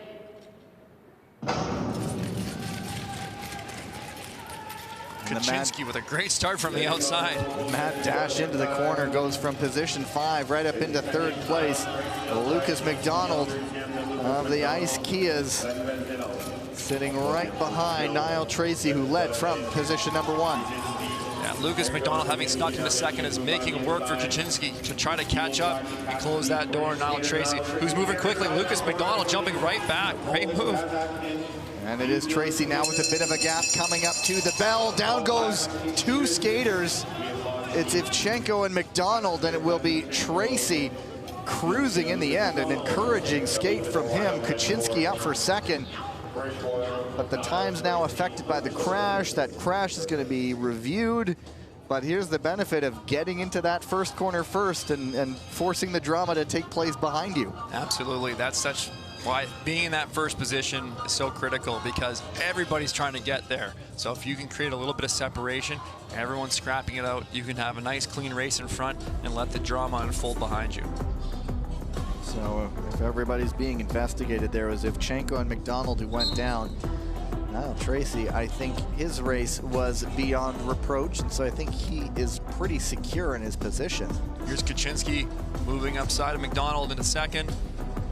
Lucas McDonald, though, not taking that, making his move right back. And here comes Ivchenko. This, I believe, might be setting up the incident. Here, it's hard to see from this angle. I don't know if there's almost an arm block by Ivchenko. Yeah, kind of getting the elbow up there in front of Lucas McDonald. They're running into each other. Very close to taking out everybody behind them. In which case, Tracy would have had a few laps by himself and could have really milked the effort. Yeah, and what's frustrating, you know, if you're Kuczynski in this race and you get 2nd, but there's a disruption like that in front of you, it really holds you up. And that's going to be, you know, tough on your time. So I don't think that we'll be doing it, but we have to wait for the official announcement of the decision as well as the official times. This reinforces getting to the front in a race like this, but he had a solid start coming out of position 5, getting almost into 2nd on the first corner. Yeah, very explosive. I didn't even think he had a very quick first step. Then once he got into stride, he blew out into the lead there, or not quite the lead, but blew out in front of the pack, almost into 2nd place. Serenely unaware of what's going on behind him there is Niall Tracy in that shot. Do you think he does? Can he hear something like that going on behind him? If he's in the lead, does he know that, okay, maybe yep, I'm a little bit safer now? Yeah, you know, it's incredible the awareness these skaters develop. They can hear, you know, they hear the footsteps, they hear how quick those feet are moving behind them. It gives them an idea of what the skater is, maybe if they're trying to plan a pass. You also gain this awareness and feel of where they are behind you.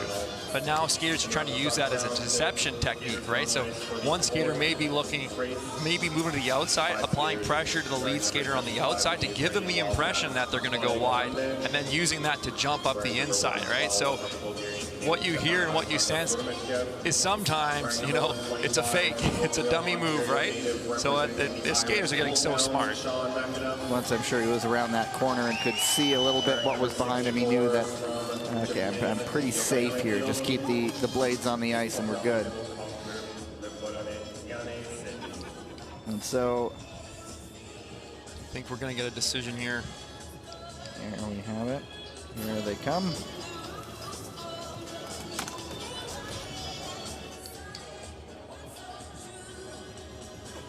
There you have it. No decision, no punishment, just an incident. Niall Tracy, the only one moving on. That 2nd fastest time won't be good enough.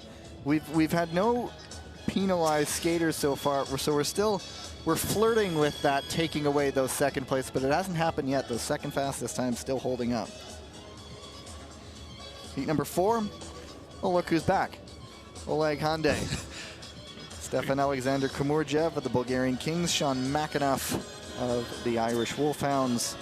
Yokoyama Hiroki of the Japanese Ninjas. And DNA Cillier, perhaps more in his element here in the 500 meters. We haven't been keeping track of the number of races skated by each skater, but I think Ole Hande is probably up there at the top. We've seen him through every single round here, and he keeps moving forward. So, and he's crashed, and he's had all kinds of drama around him too, but he keeps coming back. As Indiana Jones says, I'm like a bad penny, I always turn up. He keeps coming back for more, but we love it.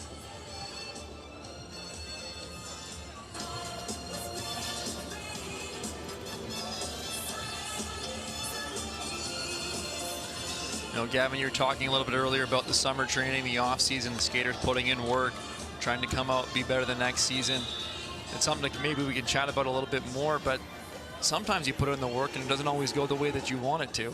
You know, you could train all summer, but if it always wasn't the right concoction, the right mixture for you, it doesn't always necessarily mean consistently going to be better year after year. It's when it takes the coaching factor comes into play. So it's a balance of what you do and how you do it then. Yep. It's not just like going out and doing 10K and then being happy with that. Yeah. You know.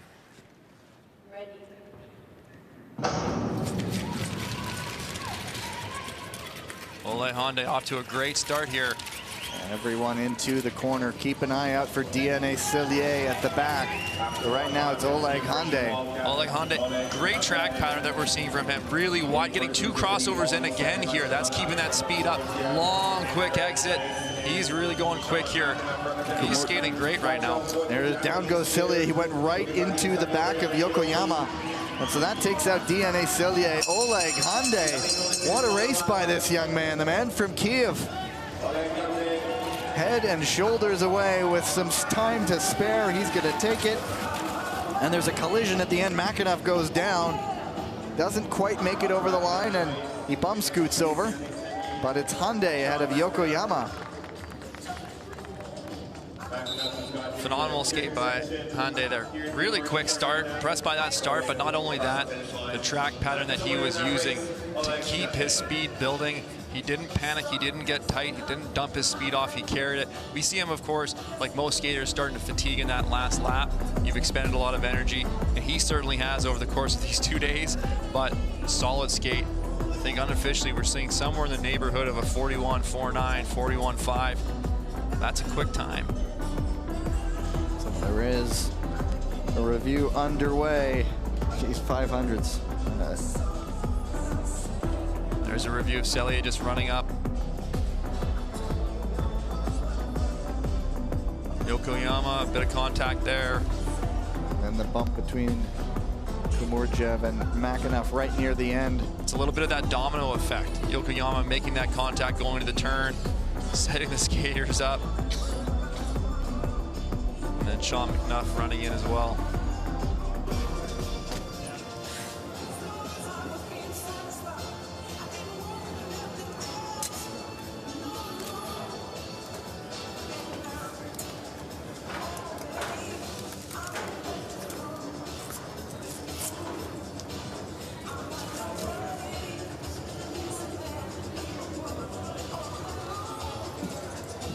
Now, is this the race? Do we see an advancement on this race? I don't know.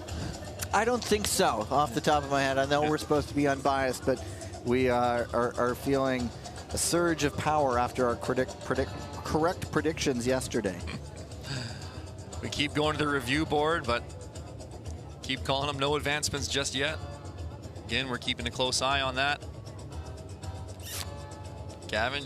We'll just wait for them to do it. I want to wait for it. There you have it. And no time for Cillier. Everybody gets their finish time. So it is confirmed. No extra discipline. Hande and Yokoyama. What that does is Frederick Pettersson's time is by a matter of mere hundredths of a second, 11 hundredths of a second, forced down, out. of the fastest second place races. Anyway, I still think that second place finish time is going to have to be under the 42-second marker. So I think we still have more to come here. Flying out of the gates here, Dan Koss, Mika Klevstuen, the Viking hanging close. Robin Bendig, also Tarek Omaragic here. Klevstuen skating great here. He's got to keep that gap tight. He's got to watch he's not getting too tight on the entry inside. He's holding on. 1 to go. 1 to go. Koss trying to lead wire to wire. Klevstuen just trying to hang close. We'll see how the time stands up. And they're both in the 45s. That was a fast one. Wow. You know, I think Dan Koss, great, solid race there. Executed probably just exactly what he was looking to do. I'm really impressed by Klevstuen there, holding on. 41.6, that's a solid time. I think that might be one of the times that we're looking to see to qualify, considering if there's no advancements, that's more the marker that I'd expect from a second place time to be going through. Fastest time I think we've seen so far in the rep from a winning time is even a 41.4, so it's right up there. Yeah, Tatachi has the fastest third place time right now at 41.587. All the others, the fastest others, have been in the 42s, so it would slot in prohibitively as the second of the fastest second place times. Really makes me wonder. I wonder what the national record is for the Norwegian short track team with the 500 meter. Again, it's not something that we always pay attention to the times, but you know, that's a solid performance. That's, yeah, I wonder if that's up there. Maybe we'll find out later. We've spoken a bit about them last year. They weren't at every World Cup stop, but now they send this somewhat larger team than usual. They go in 41.620 now on the clock, and it's it feels like there's some signs of life from potentially a developing program here. Well, even just a race like that, I think that can give you a skater a lot of confidence, knowing that they can hang with the best. Next heat, there you have it. For kind of Carr, Martin Kolench, Peter Joseph Grossklos, and Radek Ficus.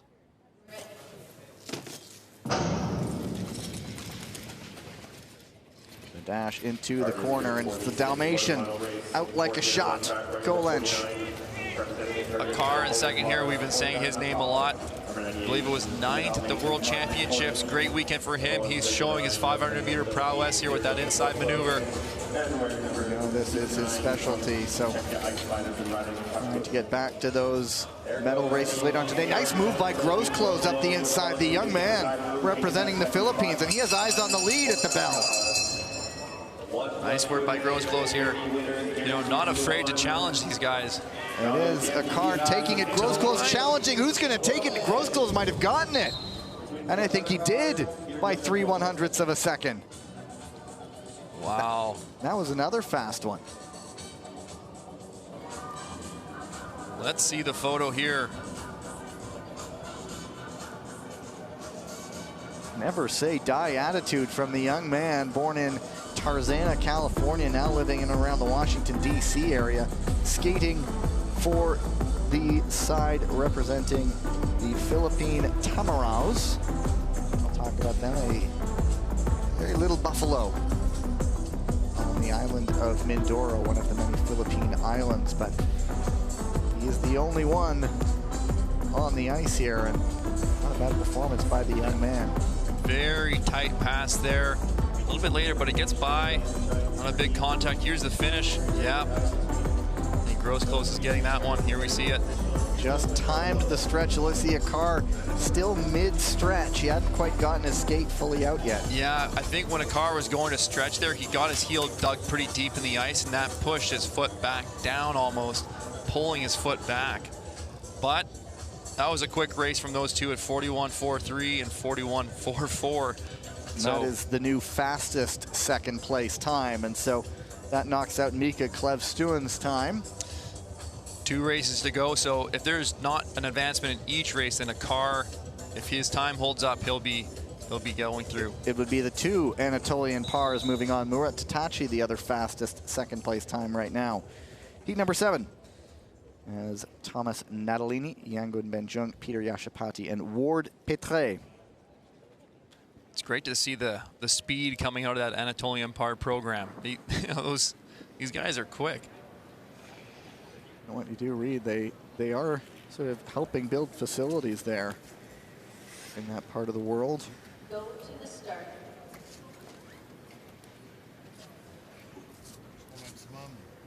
Ready. Keep an eye on Natalini. Oh, yeah. Tanos Natalini in that first lane position. He's been looking strong throughout the morning already. Looking comfortable in this lead, just building his speed up.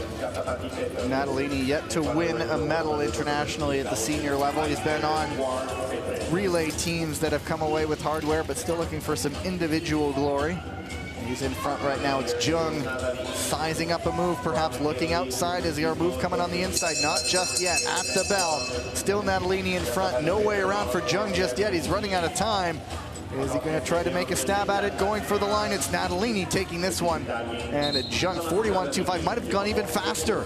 Wow. The races are getting quicker here. 41.1 by Natalini. He looked very controlled that race. That was really smooth. He didn't look desperate to try to get the speed. Nice, relaxed execution, and sometimes that's what it takes. You try to overpower the race, you try to force the speed, and it ends up becoming a little bit more chaotic and it's slower. So even if you feel it's this balance, I think it was Gaetan Boucher who used to say, it's 50% effort, 50% technique. You can't let one or the other get more out of control. You can't overpower it, and you can't try to skate it too pretty at the same time. It's finding that perfect mix. So it's been a bit unorthodox, but we've been clean with some review help, but nobody's been advanced just yet. But Natalini and now Jung sitting in position to move on. So Jung will be safe, right? Unless maybe there are several and we get multiple advancements, but Ben Jung should be safe here. However, for Kanakar's sitting in the hot seat. And there is some power here coming up. We do have, there's the result right now. Brendan Corey, a first look today of the Racing Roo, who's, well, he's becoming a fan favorite for his excitement in his races. It started at the World Championships in Rotterdam last year, and maybe the race of the day yesterday here. Sneaking through, savvily jumping through an opening with 3 skaters in front of him to take a win in a 1500. There's also Kyle Ross-Waddell, Itzhak Dalat, and Enzo Prost.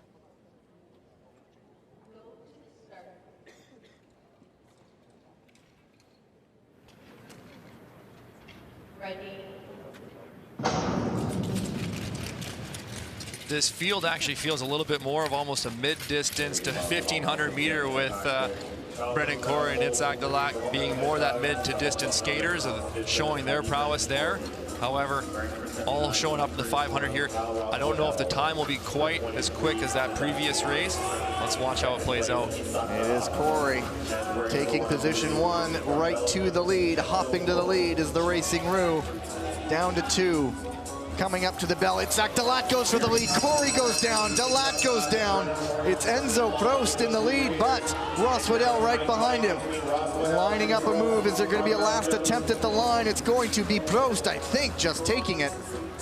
And then we'll see, might we have finally an advancement or two? That was certainly an interesting move. Yeah, we're going to have to see the replay on that. Wasn't quite enough room for Itzhak Dalat there. Wasn't probably the pass that he was hoping to execute.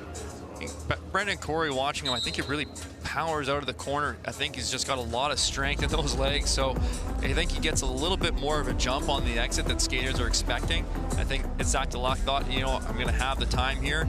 Brendan Corey explodes off the exit, loses the gap that Itzhak Dalat thinks he's having to make that pass. So here's another look. Both went out. Didn't quite look like Dalat had his shoulders ahead of Corey's there. I think it's a little bit later. They're just right neck and neck there. So, you know, we might end up in the end going through this entire race all clean. We'll see. Drama one way or another following Brendan Corey around. Never a dull moment when that man's on the ice. Certainly excitement follows him. But that opens that door for Prost to come win that race. He should be safe going through now before we get the final. Yeah, he's stayed out of trouble. The 61st ranked skater in this distance in the world.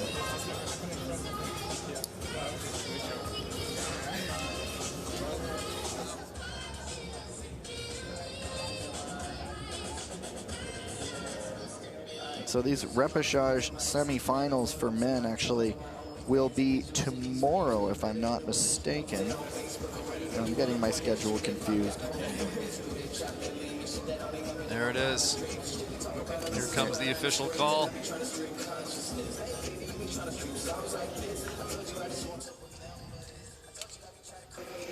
After review, we give a penalty for number 23 from the Netherlands and an advancement for number 36 from Australia.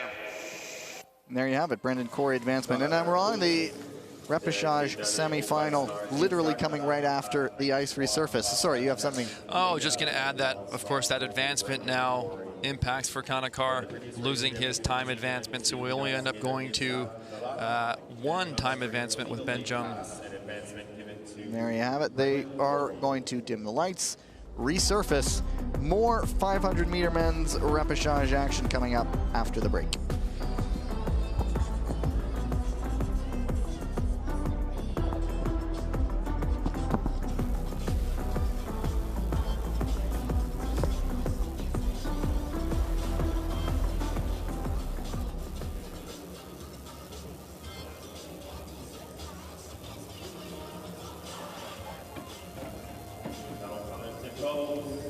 Les courses de contrôle à Mozart 26. Racing resumes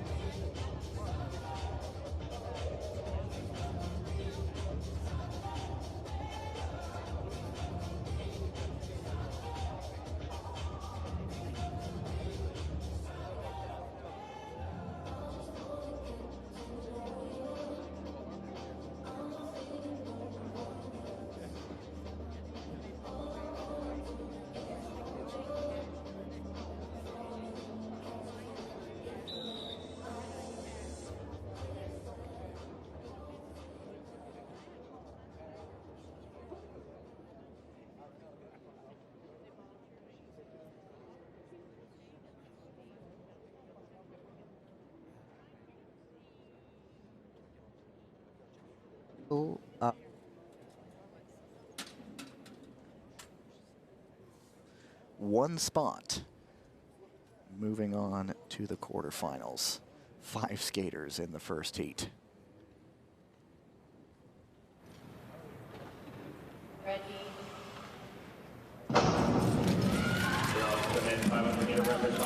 And it's a great start by Niall Tracy of the British Royals, jumping out of position 2 to take the lead. Roberts Krusberg's now into second, but look out, Liu Shaolin sitting in 4th right now. Krusberg sitting in good position. Here's what I want to set up a clean pass. He's going for it now. That's not what he was hoping for. And looked like he stumbled going into his pass, might have clicked his own blades, and that sort of threw off Niall Tracy as well. Yangun Benjun leading at the bell. Yeah, Liu Shaolin taking advantage of that contact between Krusberg and Tracy, making his move into the first. Nice easy pass, but Krusberg on the outside. Tight. And it's going to be Liu Shaolin taking it. Yangun Benjun stumbled a little bit on that back stretch. Krusberg's not able to make it stick at the end, but they are going to review that move.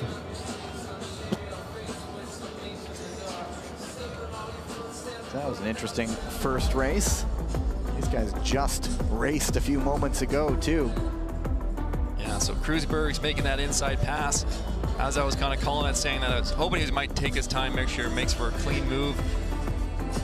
I don't think, as he was going for it, I don't think he quite got, they got a little bit of contact here, didn't get quite the entry that he was looking for. Caught his toe on the ice. That throws him off, and that threw Tracy off, too. And then we see Liu Shaolin taking advantage of that. He's back and forth. Nice inside pass. So calm and collected on this exit, too, just holding it tight. The vastly experienced Liu Shaolin taking this one.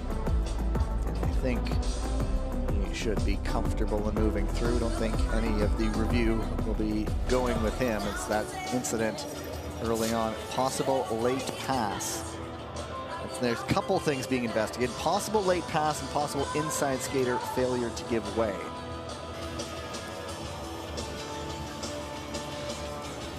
Let's look at one of the Golden Stars.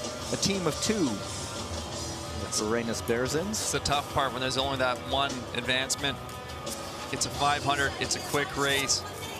You feel like you don't have a lot of time, but when you can, you got to make sure you're going to make that pass cleanly. So you want to take that time to set it up.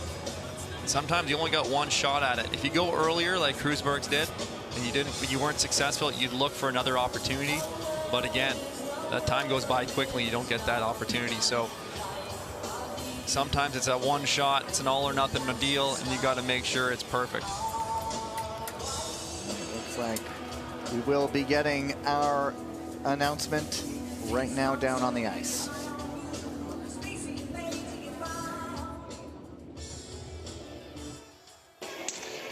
After a review, we give a penalty to number 19 from Latvia and an advancement for number 27 from Great Britain.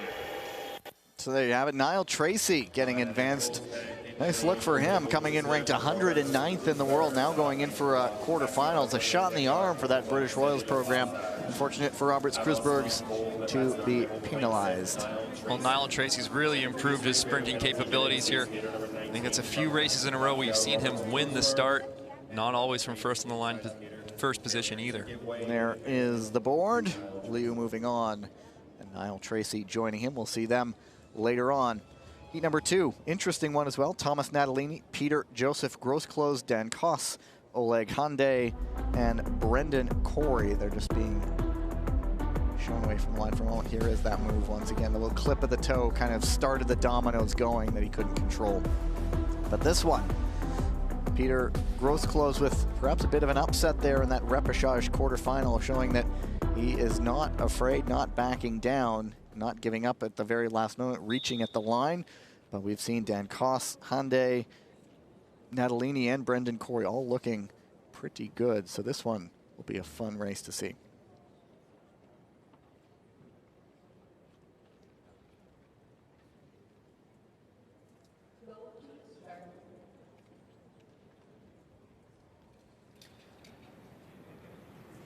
Ready.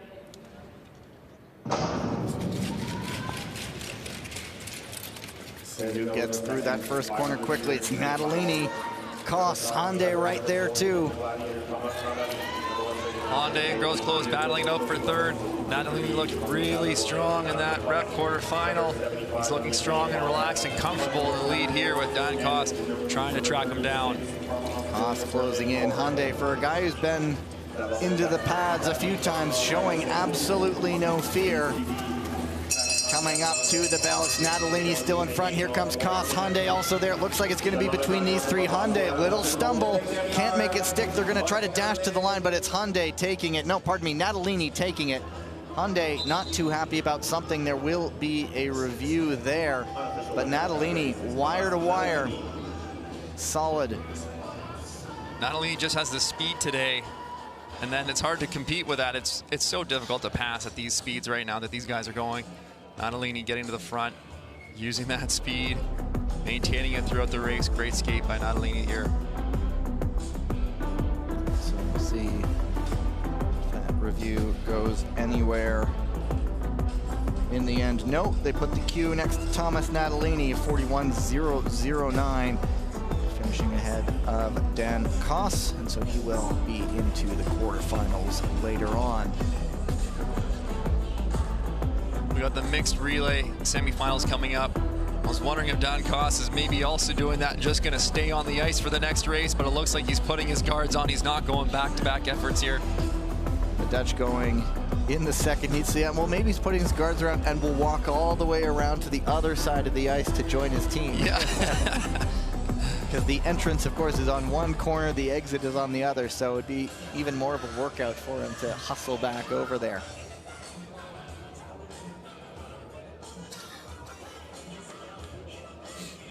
There you have it, the man from Northern Italy, Thomas Natalini, moving into the quarterfinals, winning his repechage semifinal. And as Tyler just mentioned, relay to wrap up the morning program, mixed relay semifinal. We do see Natalini staying on the ice here. He quickly went over, grabbed a drink of water from his coaches. There you have it, you're right, he is still there, because they are in the first heat, and this first heat could frankly be a final. Canada, China, USA, Italy.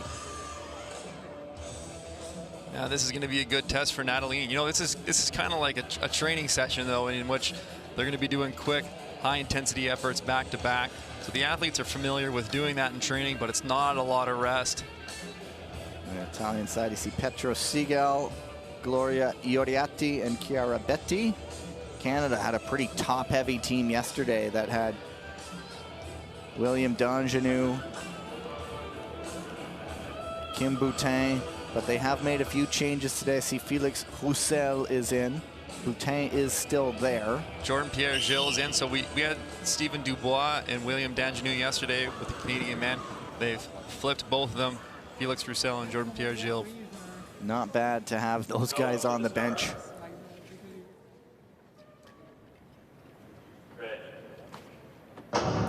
Danae Blais is also in for Florence Brunel. USA, yeah. USA, of course, has Kristen Santos, Griswold, Corin Stoddard is the one kicking things off. And then there is Andrew Heo and Brandon Kim. Kim Boutin using her explosive start here. That's integral to get out to this early lead here in this mixed relay. It's a short relay. It's only 18 laps. It goes quickly. You want to get out front right away. All the exchanges are scheduled 2.5 laps. Everybody a first round, 2 laps a second round. Currently in its Gong Li for China.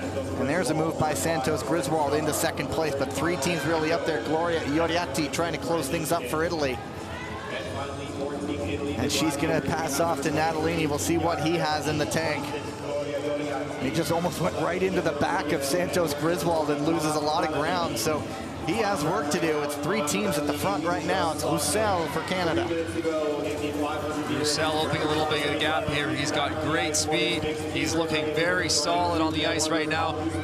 Handing it off to Jordan Pierre-Gilles. Here comes Andrew Heo behind him. And for the Chinese lungs, it is Lin Xiaojun. Not a bad guy to have out there, but maybe not more of a sprinter. Still a strong skater. It's the 3 teams. Italy appears to be out of it right now. Pierre-Gilles will go back to Boutin for the 2-lap sprints. Stoddart. There's a bit of a stumble by, I believe, Wang Xinran for the Chinese lungs, and now it's a battle of North America. Yeah, a bit of a missed exchange there by the Chinese lungs. So critical to have clean exchanges in the relay, especially when it's this quick. You can't afford to give up a gap. Santos Griswold eyeing the lead there for a moment. Now she makes her move on the inside, and the Eagles soar to the front. The Ice Maples now trying to chase in second. It's going to be Felix Roussel for the Canadians. Brandon Kim leading things around for the Eagles. Don't count out the Chinese lungs or Italian gladiators just yet. They're within contact. It will take some doing, but it's not out of it just yet. Top two teams going through to the finals from this round. As you mentioned, Lin Zhaozhou, reigning 500-meter champion for the Chinese, trying to close this gap down. It's going to be a tight finish. And it is Lin closing it right up at the bell. Heo, Pierre Gilles going 1-2, and I think they do just hang on. Lin Xiaojun making it close.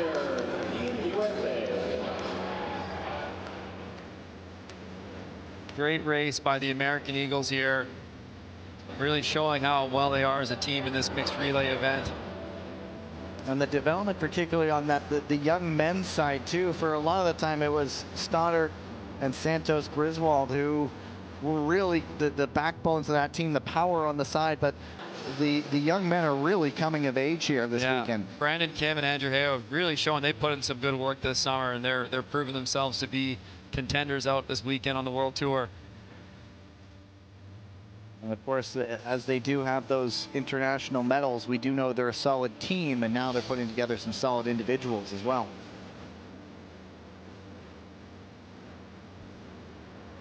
And I wonder if Natalini was feeling it a little bit in the legs, coming right off of that 500-meter rep semifinal. I know he took one of his exchanges, and he very nearly went into the back of Kristen Santos Griswold, who is coming off the ice, and so that slowed him down.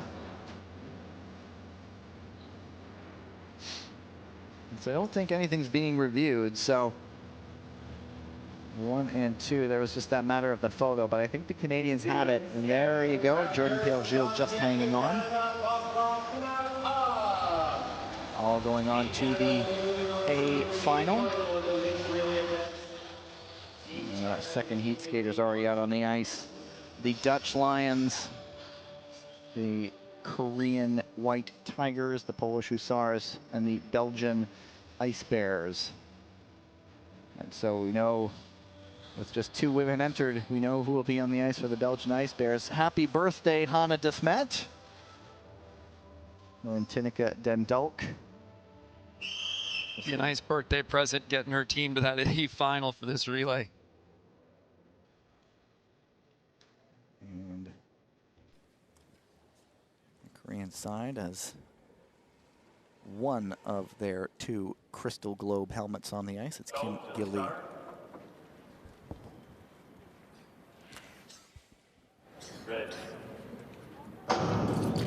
Now we know the Dutch Lions have really staked a lot of their success on these fast starts by the 2 Velzebor sisters. It's Sandra leading off. She'll go to Michelle. But it will be Kim Gilly going in second. They are hanging tough right now. It's all very close. The Polish Hussars are in third. And it's Kamila Stormovska coming in right now. And Hannah de Smet, she does like to chase. That might be too much work right now. Michelle Velzebor continuing that top end speed for the Dutch Lions here, with Kim Gilly tracking her down in second. Opening up a bit of a gap, is turning into a kind of a 2-horse race here. 2 incredibly strong, fast sprinters. It's Shinky Connect coming in for the Dutch Lions. Shinky looking a little bit relaxed on this first exchange for his outing. Not pushing it too quick, and that's allowing the Polish Hussar to come back in with Diane Selle.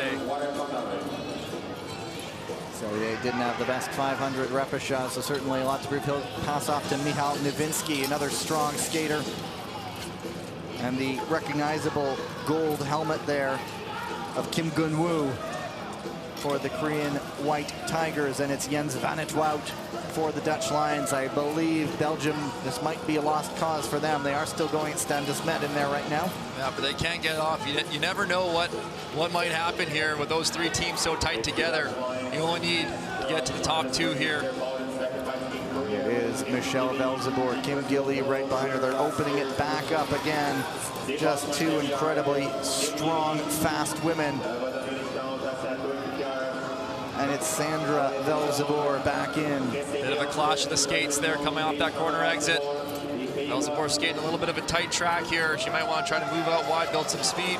Those two teams are out in front of the Polish team and the Belgian team. I believe it's Choi Min Jong in there, who just passed off for the White Tigers.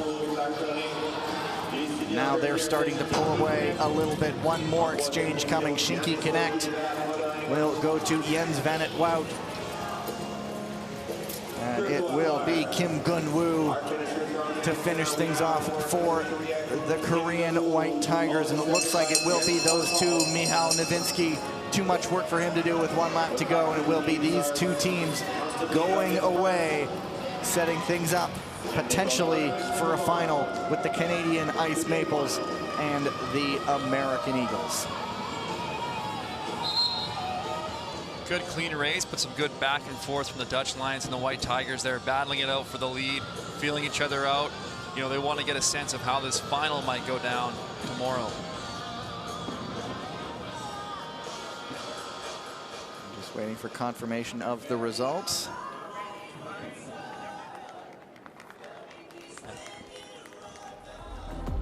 For those of you who are watching on YouTube around the world, make sure you check around the ISU YouTube channel. There's a lot of good content right there, not only for short track, but speed skating as well, figure skating, a lot of good stories, a lot of good faces, and of course live events as well. So check around if you're already on that YouTube channel, because we have a bit of a break coming up as we look back on this second heat of the mixed relay semi-final.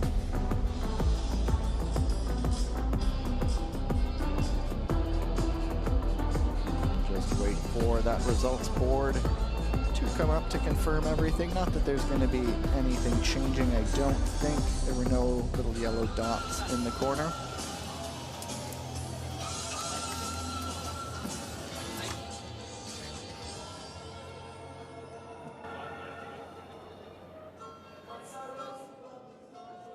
And the angle, and there we are, qualifying for the A final. Korea, the Dutch Lions, the Hussars, and the Ice Bears will go into the B final. So that wraps up the Repechage morning session on this Saturday on the opening weekend of the ISU Short Track World Tour.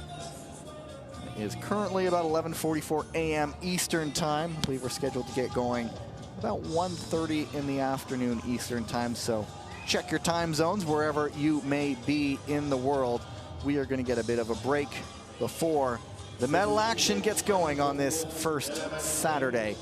Until this afternoon, my name is Gavin Day on behalf of Tyler Dara and the entire crew putting this all together. Thanks everybody for watching, and goodbye.